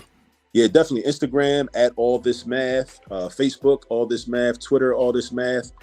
Also, the YouTube channel. If you go into the search bar on YouTube and just type in at All This Math, you'll see me. One of my videos will come up. Some other videos, a lot of other people's videos will come up too, but you'll at least see one of my videos. That's been my experience dealing with YouTube. Also, the website at www.allthismath.com. All right, cool. All right, I got to give a shout out to my man Jerry from the West Coast, from LA, with the $5 super chat. Appreciate you, Jerry. Always coming through, dropping the blessing off on me. I appreciate you, sir. So I know there was a couple questions, but let's just go through because I like to acknowledge everybody. Hank's here. What's up, Hank? I need $1 billion ASAP. Just check my retirement forecast and I won't even have half the money I need to survive. That's another math equation, because you have to figure out how much you need in retirement, how long before you get to retirement. Like, everything really is math a lot of times, right? So hello to you, Jerry. Appreciate you. Now, I've been meaning to ask, is it Che or is it Chai? But welcome. You're always here. I appreciate your support. Dwight, what's up, brother? How are you? JT Coins is here in the building. Corey said we shouted out Corey today, earlier. Jimmy's in the building. All right, JT says awesome conversation. Appreciate that. Absolutely, Jimmy. Absolutely. Robbie's in the building. Oh, all right. I used to be her co-host. Oh, really? On what? WPPM, the Delilah Robbins show. I don't think I knew that. Okay. Yeah, Delilah Robbins show. Back in 2018, I think. Yeah, we've been cool for a minute now, me and Robbie. Small world. All right, Angela Robinson's tagging folks. Appreciate you, Angela. All right, so here's a question, right? Hello. How do I get my 13-year-old son into a free STEM program? Where do we find STEM opportunities for our youth? Free STEM program. So I don't have any programs of my own. I know a couple people that do. There's the brother Joel Wilson, Tech Core. I know he teaches coding. You might want to look into his program, Tech Core. I think it's Tech Core 2 or Tech Core. Yeah. That's the first program that comes to mind. Yeah, Joel's been doing that for a minute too, so he's serious about it.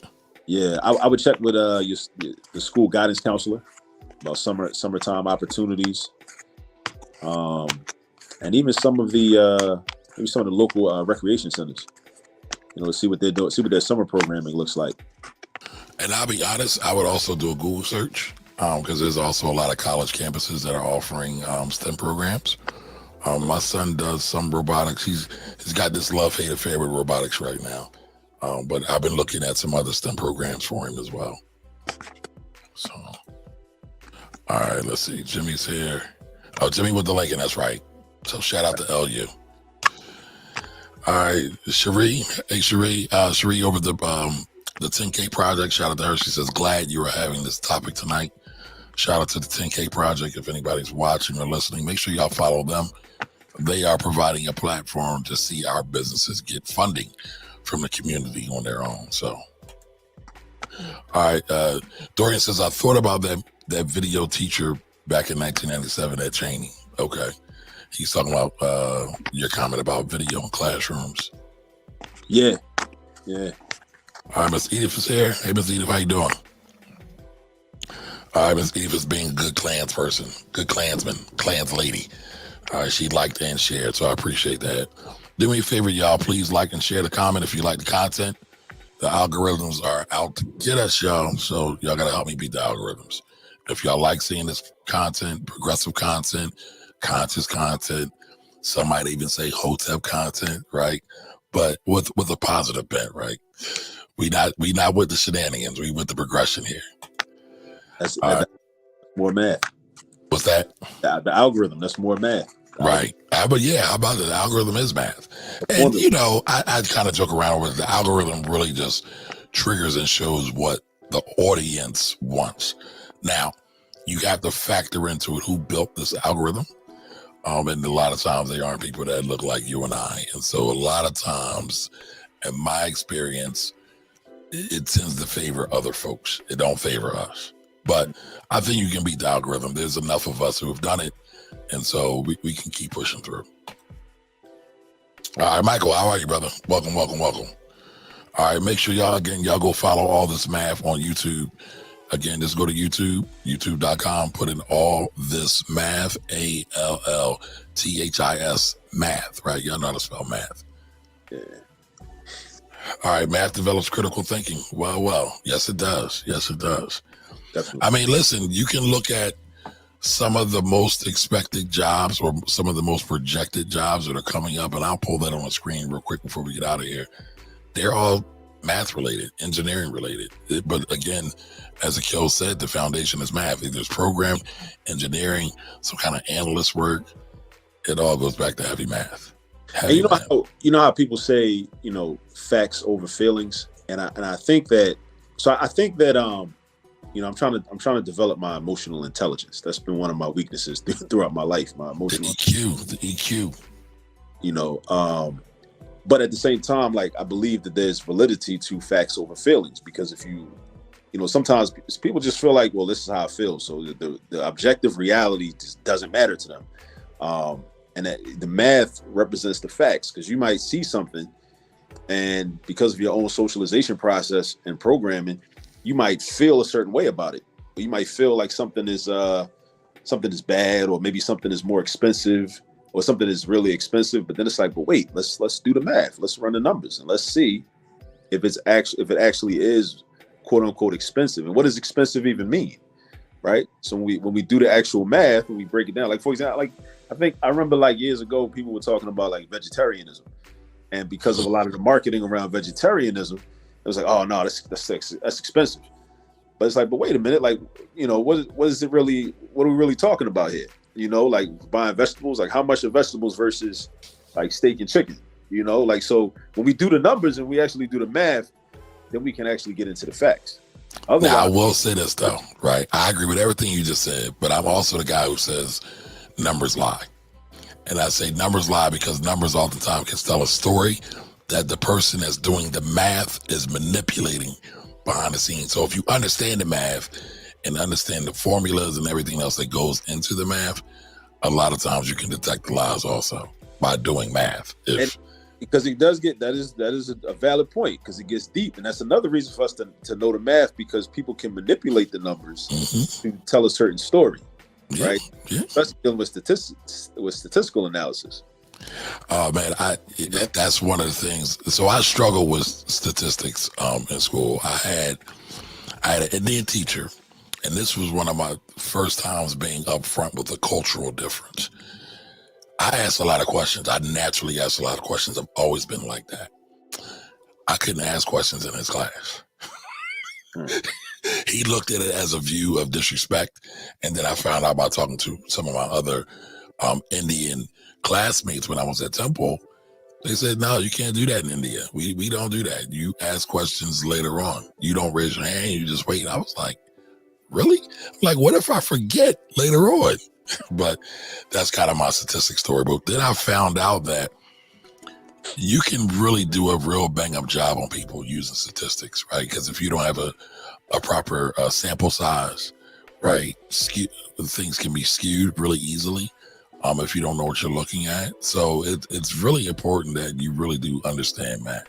Standard deviation is key, because somebody can say, well, the average is, you know, 70, you know, but wait, standard deviation is like kind of wide there, brother. Like, exactly. Try to make me think most people got a 70. Nah, most people ain't get a 70. What's that standard deviation looking like? So Ms. Edith, all right, I think you're trying to poke my bear, Ms. Edith. So she says provide both math and personal finance. So we saw Florida, right? Florida is introducing personal finance to the high school students starting in 2023. I think it's a bad idea. And the reason why I think it's a bad idea is that the American public school system has already produced a whole bunch of trained consumers. And I don't think a lot of us even realize how much they train us to be professional consumers, not wealth builders, not builders, not developers, not thinkers, but buyers. 70% of the U.S. GDP, gross domestic product, which is the measure of judging how much money is spent in the American economy, is personal spending. So we do that really well. And so my fear is, and this is based on my observations from all other personal literacy, or not all, but a lot of personal literacy programs that I partake, is how to be better consumers, how to write a check, how to use credit, how to buy a car, how to buy a house. It's not how to buy an investment property. It is not how to buy a car to be an asset in your business, right? And I know it's a small thing, and y'all might think I'm splitting hairs, but I'm really not. Again, I told you earlier, 500 impressions ads, the average American sees on any given day in 1973, it's 5,000 today. Right. And we already know what big corporations want to do. They just want to line their pockets. So, I mean, and that, you know, that makes a lot of sense. And that reminds me, so there was since we were talking about capitalism, that was one of, so Earl O'Farry Hutchinson, I think his name is, wrote a book in the 70s called The Myth of Black Capitalism. So I found out about this book and I had to have it. So I bought it, and it kind of, and the thing about it is, like, I got a little emotional while I was reading it, because even in that, but you know, and Kwame Ture is my guy, right? But he was critical of what him and Charles Hamilton wrote in Black Power. Because in Black Power, they're talking about the politics of liberation, talking about politics, and they're talking about economics as well. But one of the things that Earl O'Farry wrote about in The Myth of Black Capitalism is, he was saying that one of the benefits of, you know, more blacks going to school and going to college and getting college degrees is the same point that you're bringing up, which is we have more degrees, so now we can make more money with which we can then spend, which we can add to the economy, and not necessarily, the goal was not really necessarily by those that, you know, want to take advantage of us, not for us to be able to like build and save and, you know, create, to have institutions. Yeah, it was just so we can become consumers at a higher level. So it's something that we have to look out for, you know, and I guess that's going to be the job. So if it comes to, if you have family in Florida, anybody, or or if it comes to Philadelphia or any time. Well, it's coming. It's I believe Tennessee is another state. It's on the docket for a lot of places because it is popular. It's trending. On the surface, it makes sense. But people a lot of times don't understand why I hate the term financial literacy. But if you do enough research, you'll see how the credit card companies basically hijack that. And since they charge this uber amount of interest rates, they're like, oh, well, let's give the peasants a little bit of turkey on Thanksgiving like the drug dealers do, right? Yeah. And let's make it acceptable. Let's make it fun. And that's kind of their way of paying tribute to all the people they rape throughout the year. But it is what it is. I want financial education. I want people to be able to be critically, to be able to financially, how can I say this? How to be a critical thinker when it comes to their finances and their money. Yeah. And I don't think that financial literacy delivers that. So that makes sense. Can I say? And I know again that's what the years. But go ahead. I'm sorry to cut you off. Yeah. Can I say something about the concept of work ethic? Because that kind of it ties into this. Because again, it's, in terms of speaking of mathematics education, a lot of people say things like, and then just education in general. A lot of people say that, the content has to be more relevant, or the content has to be more engaging. It's got to be more entertaining. It's got to be more fun. And sometimes in life, I mean, that's not the reality. Like sometimes you have to know we have to develop the skill. Our children have to develop the skill to just be able to sit in a room in a quiet space and just consume information and process it, take notes, think, raise their hand, ask questions. Let's, you got your professor from Temple. But and the reason I say that is because a lot of what it is a lot of our students lack work ethic, because I think oftentimes somebody will say, well, your class is boring. That's why they're not learning. They're not paying attention because class is boring, or the class does not, meet with their needs or meet with their interests.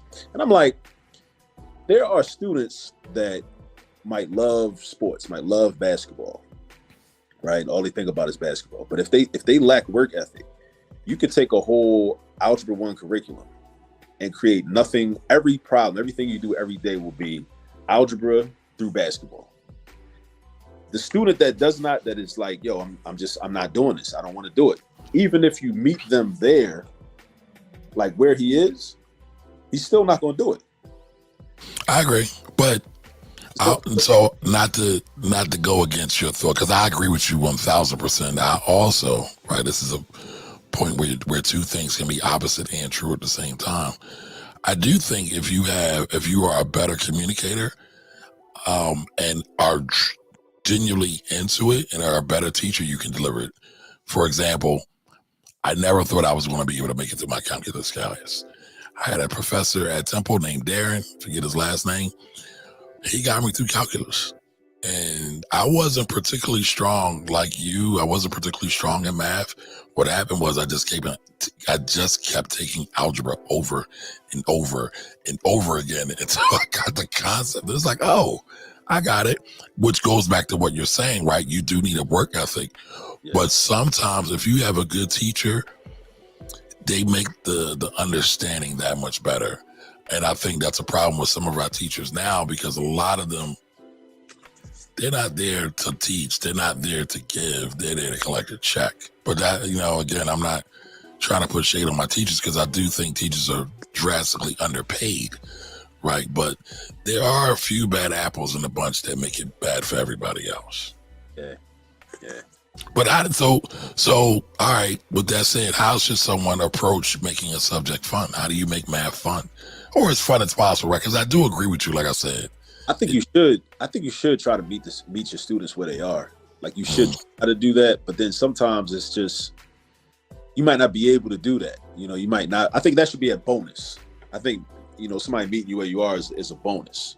I don't think it should be, because I think oftentimes in a lot of the conversations, it's like, well, if you don't do this, then this is why the child's not learning, because you're not doing this. I'm like, well, they should learn it anyway. Like, like even if it is dry, and even if it's, straight to the point, and it's just, X's and Y's, and, at least at first, because sometimes it's like, it can't be fun at first. It's kind of like we're dealing with the fundamentals. It's going to be tedious. It's going to be rigorous. It's going to be annoying, for lack of a better term. Because this is how we start out. Because I got to go over these basics before we can get into, and then it gets a little more relevant, because then we can start getting into the word problems. Again, those applications. Once we start getting into the applications, then we start storytelling. That's one thing I'm big on now too. It's like making injecting a lot more storytelling into math. I know in a lot of math classes, it's not as much storytelling as you might see like in a history class or even in a science class. Because in a science class, it's like, well, the science teacher, chemistry, biology, physics, whatever, he might be telling the story about how, this experiment even works, or like how it came to be or whatever. But I think in math, we got to start, we should start like being more like storyteller oriented, even in math. Because we can talk about like, okay, because I like to say this, like every math problem is a story. It's a story in and of itself. The numbers tell a story. Yeah, the numbers tell a story. And even if it's just like an equation, and it's like a 6-step equation, it's like, okay, well, what happened to that X? Like, what are we going to do with this X next? It's like it's scene 1. It's the first scene, the original problem, and then scene 2, okay, we divided by 5 on both sides of the equation. And then what happened? And it's like, okay, and constantly, and then what happens? Somebody telling you a story at the barbershop or something. It's like, and then what happened? And then what'd you do? Right. And we came around the corner, and then they was, oh, for real? It's like with the math, we can do that, apply that model to the math problem. It's like, oh, and then what happened? Oh, and then we did that. Oh, okay, all right. And then look, now we got the answer. X equals 2. We did all of this. We had to do this, and then you do this every time. to get to the answer. But I think we definitely, that made me I realized that we got to develop like work ethic within students, and it's not like fun and engaging and even relevant to the interests of the students is not like it's not a silver bullet, because then Gotcha. a lot of times those same students, it's like they might love rap, and it's like, okay, you love rap, cool. You go to the studio, you record, okay, cool. So you're familiar with all the equipment and everything, and okay, we're doing trigonometry. I'm trying to teach you about sine and cosine waves. That's all music is. That's all music is. And I can tell you that, but at some point you got to sit down and do some math, and you got to memorize some formulas and whatnot. But if you don't have a work ethic, you're like, nah, I don't want to do that. But and again, I agree. And I think that this thing can be so nuanced, right? But I also think learning styles matter. For example, I'm not big on formulas and learning. For example, I tell people this all the time. I failed my first time doing economics. My first economics class, I failed it. I blame it on the teacher now, but I could also say I probably didn't work hard enough on it. I took economics again at Temple with a teacher who was totally enthralled with monopoly and oligopolies, right? Just antitrust. He was antitrust crazy. And in that, I discovered my love for economics, because we started talking about Rockefeller and Standard Oil and how the economics of the oil and how Rockefeller was ripping people off and like yada, yada, yada. But I got it. And he was able to teach the economic equations, but it was through, again, like you said, story more so, and more through theory, which I was able to get.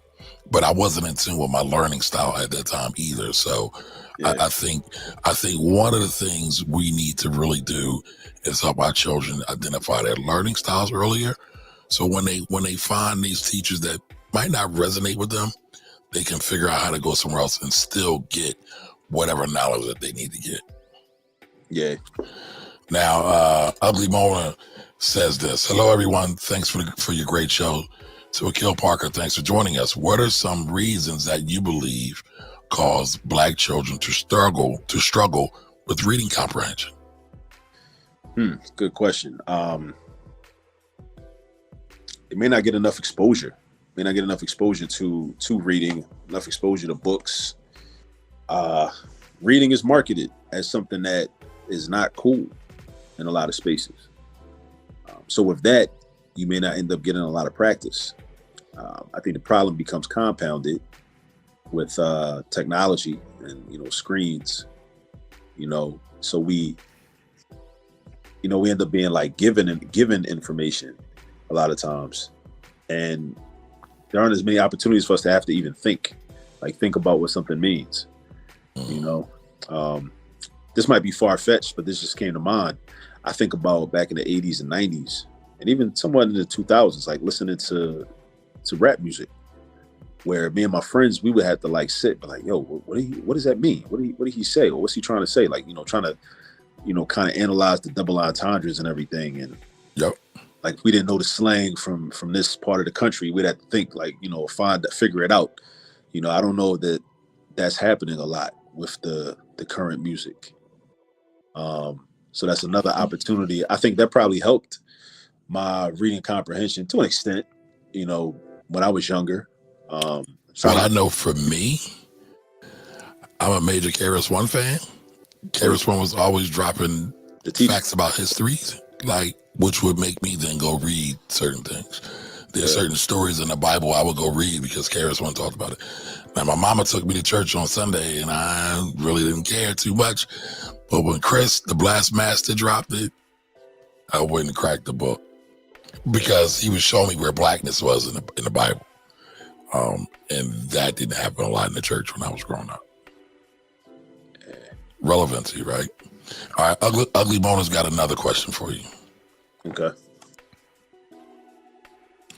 All right, are Black children reading the wrong books? And what techniques work to improve reading comprehension? Thank you. I think we need more books they need to be exposed to more books on Blacks that were scholars. to make you want to, really get into reading, get into math. I think a lot of our heroes are people that aren't associated with scholarship. So, athleticism, and then, I think that doesn't mean that you need to be, or you are necessarily dumb if you're an athlete. I'm not saying that at all, but I'm saying that, we don't associate like intellect with a lot of, with entertainment. Yes. Yep. I agree. And there are a lot of entertainers that don't have much intellect, or at least don't show a lot of intellect by having that brand. Well, and on the flip side, there are also a lot of entertainers and athletes who do have a lot of intellect, but oftentimes are missed over. So that's something else too, man. Like that, I guess it's kind of related to that. I want for young people, I want to, start having conversations with young people about, looking at those looking at the back office operations. Looking at, like, now instead of looking at Meek Mill, like let's start looking at kind of gaining an understanding of the music industry better by looking at the CEO of Atlantic Records, and like really studying him and like those people behind the scenes, and the the lawyers, and the different the promoters and all these people, and even in terms of sports, like the front office, like who's the general manager, and the decisions that they have to make. And because I've been listening to a lot of like sports radio over the past couple of weeks, just to kind of analyze it and kind of see like how much energy and time and effort is devoted into like those conversations, and nonstop. It's very interesting to me. It's very interesting to me, and it gets into the whole like the bread and circuses from ancient Rome. Keep people distracted. So I mean, if people come in, people call up and talk, and they have these I think what I think are intelligent opinions and intelligent debates, and I think that intelligence is transferable, but absolutely. I think part of it, again, like we talked about earlier, is the marketing of other things, like things that are more serious and that would lead to like more of us, more racial uplift. We have to market those things better, because sports, NFL, great marketing. NBA, great marketing. Baseball, great marketing. All those have great marketing. So we gotta get on that level in terms of marketing. Gotcha. All right. Tanya says, I've always loved math and science, but I didn't come to appreciate math until I learned in college how the theories relate to reasoning, psychology, etc.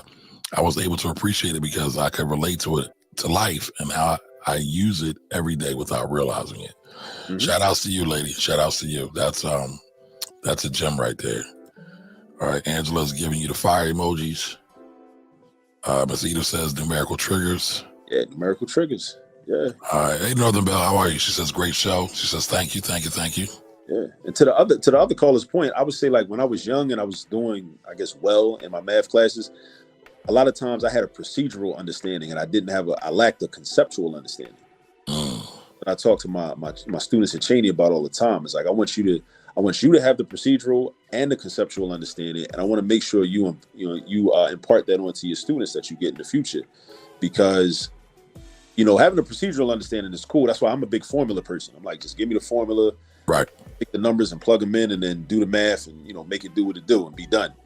But if you don't understand the concept behind why the formula works or where that comes from, you might find yourself, and this is why the SAT like jams a lot of people up, because what the SAT often tests you on is if you understand the concept. Because if you understand the concept of something, but you might have forgot the formula, you never really knew the formula that well, you can kind of figure out how to come about the answer, because you understand the relationships. When you understand concepts, you understand the relationships between the numbers and between the variables. Or like, why does like, what does it really mean when you're multiplying two fractions?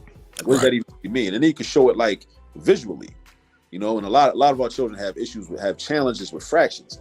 And I think a lot of that is it's conceptual. It's a conceptual issue. So, and again, like, a lot of I kind of see like teaching as like therapeutic, because because like I said, I had rough patches in the past. I can see that. Yeah, I can see that. Yeah. I kind of worked through my issues. I kind of worked through my own traumas and my own issues, because I know what it feels like. Because even though it wasn't a consistent thing, I know what it feels like to sit in the classroom like, yo, what the is she talking about? Like, I don't understand. Like, where did this number come from? Or what, and then there were times when I felt like I didn't feel comfortable and even confident enough to raise my hand because I didn't want to look dumb in front of my classmates. I'm like 10 years old or 11 years old. I kind of want to, maintain my image as like, the smart person that gets all good grades, right? So you don't want to expose your weaknesses. But just, by teaching, you kind of like, you're able to work through those issues that you had, and then you're able to help other people to not have them. Kind of like be the person that you needed. Right. No, I can definitely see that because I know I personally love what I'm doing when I'm teaching or working with children, and they were struggling with something, and then you say a certain phrase or you give them a certain analogy, and you can see it clicks, and their eyes change, and they get it. It's like, all right, I'm making a difference. With Michelle Schofield. With the adult learners too, like I've definitely had that experience often, like with the adult learners. And I remember my first experience with adult learners was probably back in 2007, probably working with the Veterans Upward Bound program at UPenn, teaching algebra. Matter of fact, it was we used the same textbook from CCP, their Math 218 class, or Math 118 class, I think, in intermediate algebra. I was teaching that class because a lot of those students were getting ready to go to CCP, and I would appreciate them just saying like, "Oh man, you break it down, make it so easy. I wish I'd have had you as a teacher 30 years ago, 40 years ago, whatever." Made me feel It matters. Yeah. All right, Michelle Schofield says I've shared. I appreciate Michelle. Thank you. How you doing, Michelle? I said UPenn has a free. Well, all right, so. Altanya says UPenn has a free one every summer. She's talking about a STEM program. So there's a free STEM program every summer at the University of Pennsylvania. So make sure y'all share that information. All right, Alex says STEM. Yes, hashtag STEM. Thank you for checking in, Allie. All right, Erica says, how you doing, Erica? She says, parents, we can't keep looking to entertain to learn. Start early. Education starts at the home. I agree. And part of my issue with personal finance being taught in school is like we feel that everything should be taught in school. And I don't think that everything should be taught in school. And I know that might sound crazy, but it shouldn't be. It shouldn't sound crazy. I know, but that's the way everybody thinks, and it's like as you brought up earlier, we're depending more and more on the state to give us what we need, and then that means we're never going to be dependent. We're never going to be free thinkers, free movers, free investors, free business people, free schools. None of it. It's always going to be dependent upon the state, and so we are heading down a slippery slope. Well, we done fell down the slope. Yeah, honestly, we done fell on the slope. We can't keep outsourcing our children's education. I mean, what did Malcolm X say? I think everybody forgets what Malcolm X says. I think so. I think that one of the things I'm trying to push, also another initiative, is I want us to reorient our relationship with the public schools and the charter schools and even the private schools. I think schools have to become places of practice. I don't think they should be the places of the primary instruction or the primary education. I think that the household, the community, the neighborhood, the old heads on the block or wherever, the local community center, I think like students should learn how to solve equations, multi-step equations, like in their community or in their house. And then when they go to school, then it's like, okay, I'm only here to practice. And reinforcement, but it's already there. Yeah. It's a part of the way of life. Is what you're saying. Yeah, you want to make education and math cool. I get it. All right, it's Erica. Erica says, it's simple. Ask the 5 W's. If anybody doesn't know what the 5 W's are, what, why, when, where, how. I believe that's right. What, why, when, where, how. Right? How always throws me off, but there's a W at the end of how. All right, and find something they like. My kid is 4 and is on a 3rd grade reading level. Ooh, salutes to you. Shout outs to you, Erica. He likes Monster. Oh, there we go. All right, it was moving up on me. He said he likes monster trucks, and we started with that. Salutes. All right, that's good. My husband teaches math. Okay. All right. That's what's up. All right, excuse my typos, running sound at Walmart. I got you. It's all good. It's all good. I appreciate you tuning in while you are at Walmart. Talk about multitasking, right? All right, Erica says a group of friends are looking to start homeschooling group that focuses on Black boys 4 to 7, a group of about 6. That's dope. That's dope.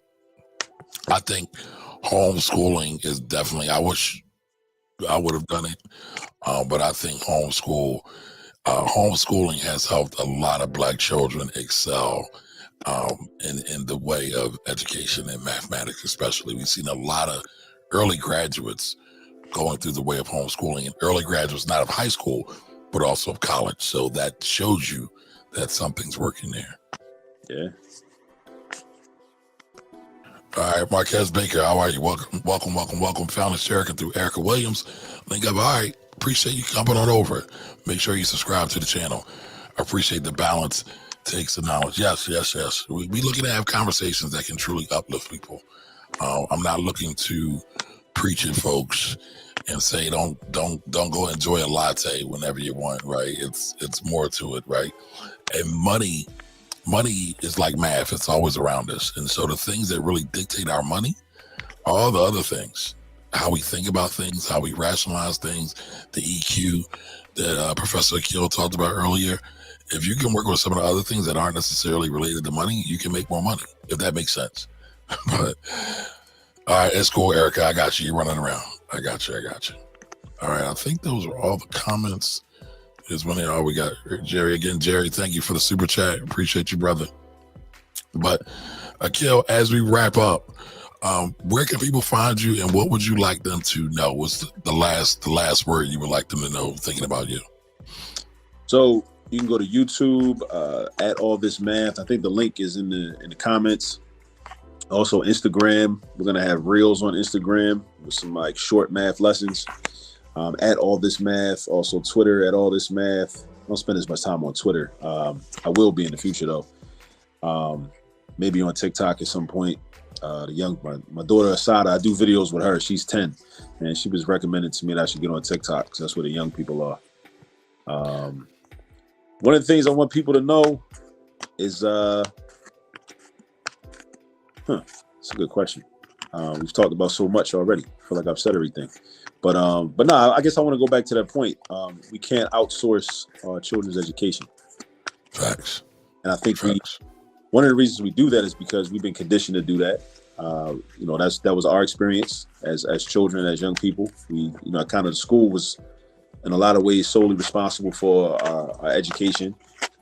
And also I think that we're kind of programmed and socialized to believe that the things that are taking place in the school, things that are being done well in the school that we couldn't do on our own. And we can do those things. When you look at a lot of the planning and the organizing that people, especially the sisters go through to, have baby showers.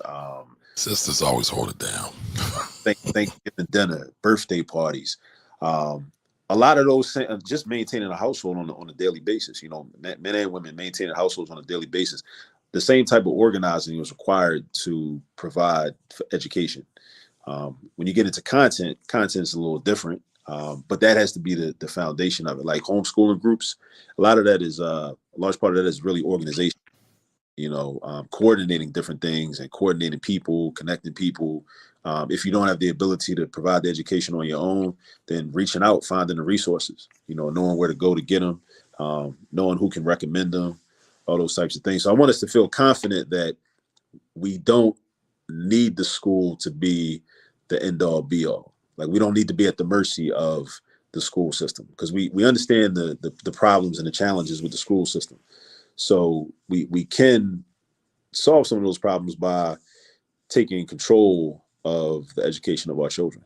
Because I'm very pessimistic that the school systems at large will change because they don't really have an incentive to. I think that the only time that the school systems will actually change is when there's a mass exodus from the school system. And by that point, it won't even matter because we found a better alternative, for our children to embrace. So it's like the catch-22, I guess. Maybe it's not a catch-22, but that's my belief. So, but I think that's something that we have to do. We just have to start educating our own, and even finding, like, creating even small educational spaces, and create more online content where our children can learn things. And that's what I'm doing. That's what I'm gonna continue to do with all this math. And because that's what I want. That's part of my solution. Kind of putting putting it into action. Now, I asked for your last word, but do you have time to take one more question? Yeah. All right. So, Tanya asks, what activities or ideas can we use to promote the practicality of math to youth? So this question is actually, I think this is like divine intervention or something, because this question is like a great segue, because I forgot to mention that I'm working on a book, right? I haven't come up with a title yet, but it deals with, practical math that's all around us, like practical math in your car when you're driving somewhere, practical math in the kitchen, in the house. And because I think about a lot of things that students have challenges with when they go into the school setting. And then, but at the same time, like me being a math teacher, I recognize all these different types of problems and, these different topics from, whether it's elementary level math, pre-algebra, algebra 1, geometry, that you see just in the house. Like, I'll give you some examples. Like, in my car, I purposely set the temperature display to Celsius temperature, right? Even though I'm oriented toward Fahrenheit. And when me and my daughter in the car, I have her convert the temperature from Celsius to Fahrenheit, and it's a pretty straightforward formula. I mean, approximately, it's just you take the Celsius temperature, you double it, and you add 32. So basically, it's just that. So every day when she gets in the car, it's like our routine. My daughter's 10. We've been doing this for a while now, right? A couple years. Double it, add 32. And it's a way for her to practice her math skills and develop her number sense. Because that's really the key. That's the foundation, the number sense. Because when you have that number sense, then your child will be in a space, in a school space, and feel like they can do anything. A lot of our children, they lack the confidence because they don't have the number sense. They don't know the basics and the fundamentals. Because they're not practicing that skill as much. A couple other things me and my daughter do: conversion of military time to standard time. Add 12 and subtract 12. But it's just, think about, like, every day and, like, constantly, like, doing that, like, on a regular basis, like all those different, it's like getting reps in.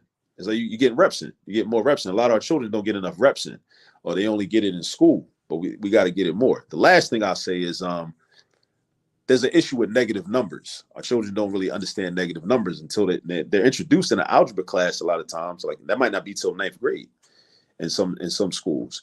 So I want them to we need to understand negative numbers. And I also think, I have a theory, right? So you'll appreciate this, Kamari.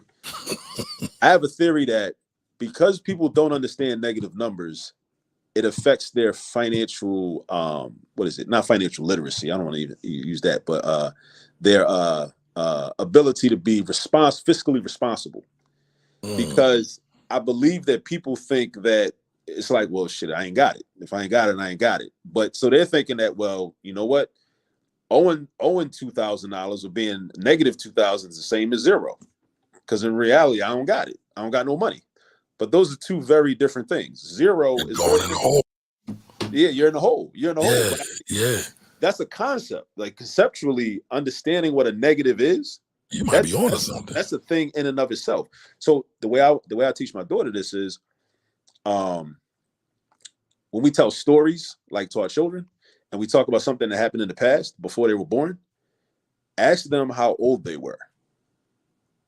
Like, dig it. I'll give you an example. So if I'm talking about something that happened to me when I was like 20, right? I was 20 was year 2000. Year 2000, I was 20 years old.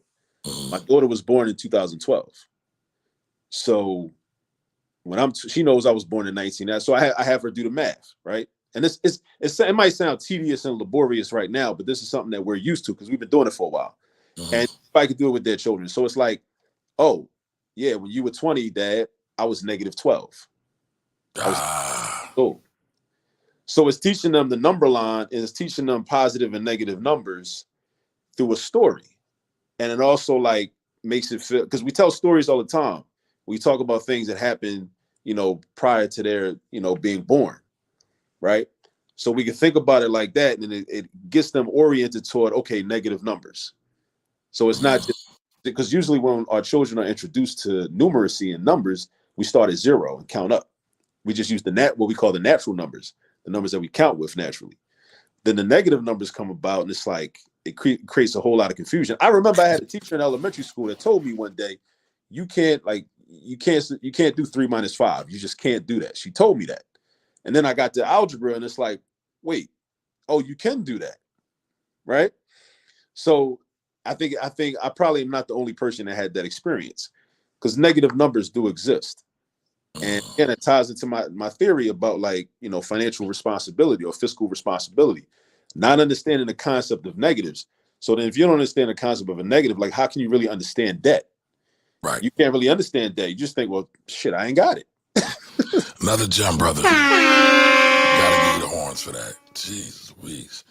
All right, last man, y'all didn't. Okay, we y'all don't want this man to leave. All right, so it's like the black cookout.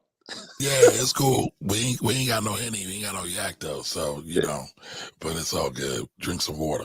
As a matter of fact, I'm gonna grab some water myself.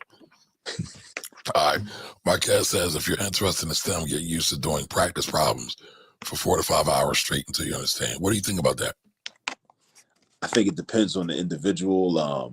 Maybe the younger people might have some issues with that, but again, I mean, it depends on what the goal is. I mean, if we trying to win, you're trying to win the chip. You got to be like Kobe, like in the gym 4 o'clock in the morning, right? So I mean, but it all depends on what's the end game, like what's the end goal, right? Right. A lot of that stuff it sounds like somebody might read what he just said and say, well, that sounds draconian, or that's like excessive, that's too much. But there are other cultures that do that. Yeah, and once you get used to it, then it's 4 hours. What's that? That's nothing. So if anybody's familiar, look up Tiger Moms. Look up Tiger Moms, and I don't think all of their methods are cool, but there's a reason why there's 10 million tech jobs available here in the United States, and we have to go outside to other places like India, Taiwan, and other countries to fill those jobs. I'm gonna just say that. Yeah. And this isn't even a whole national argument. Just talking about job placement, what's available, what's not. All right. So Erica said her wheels are turning.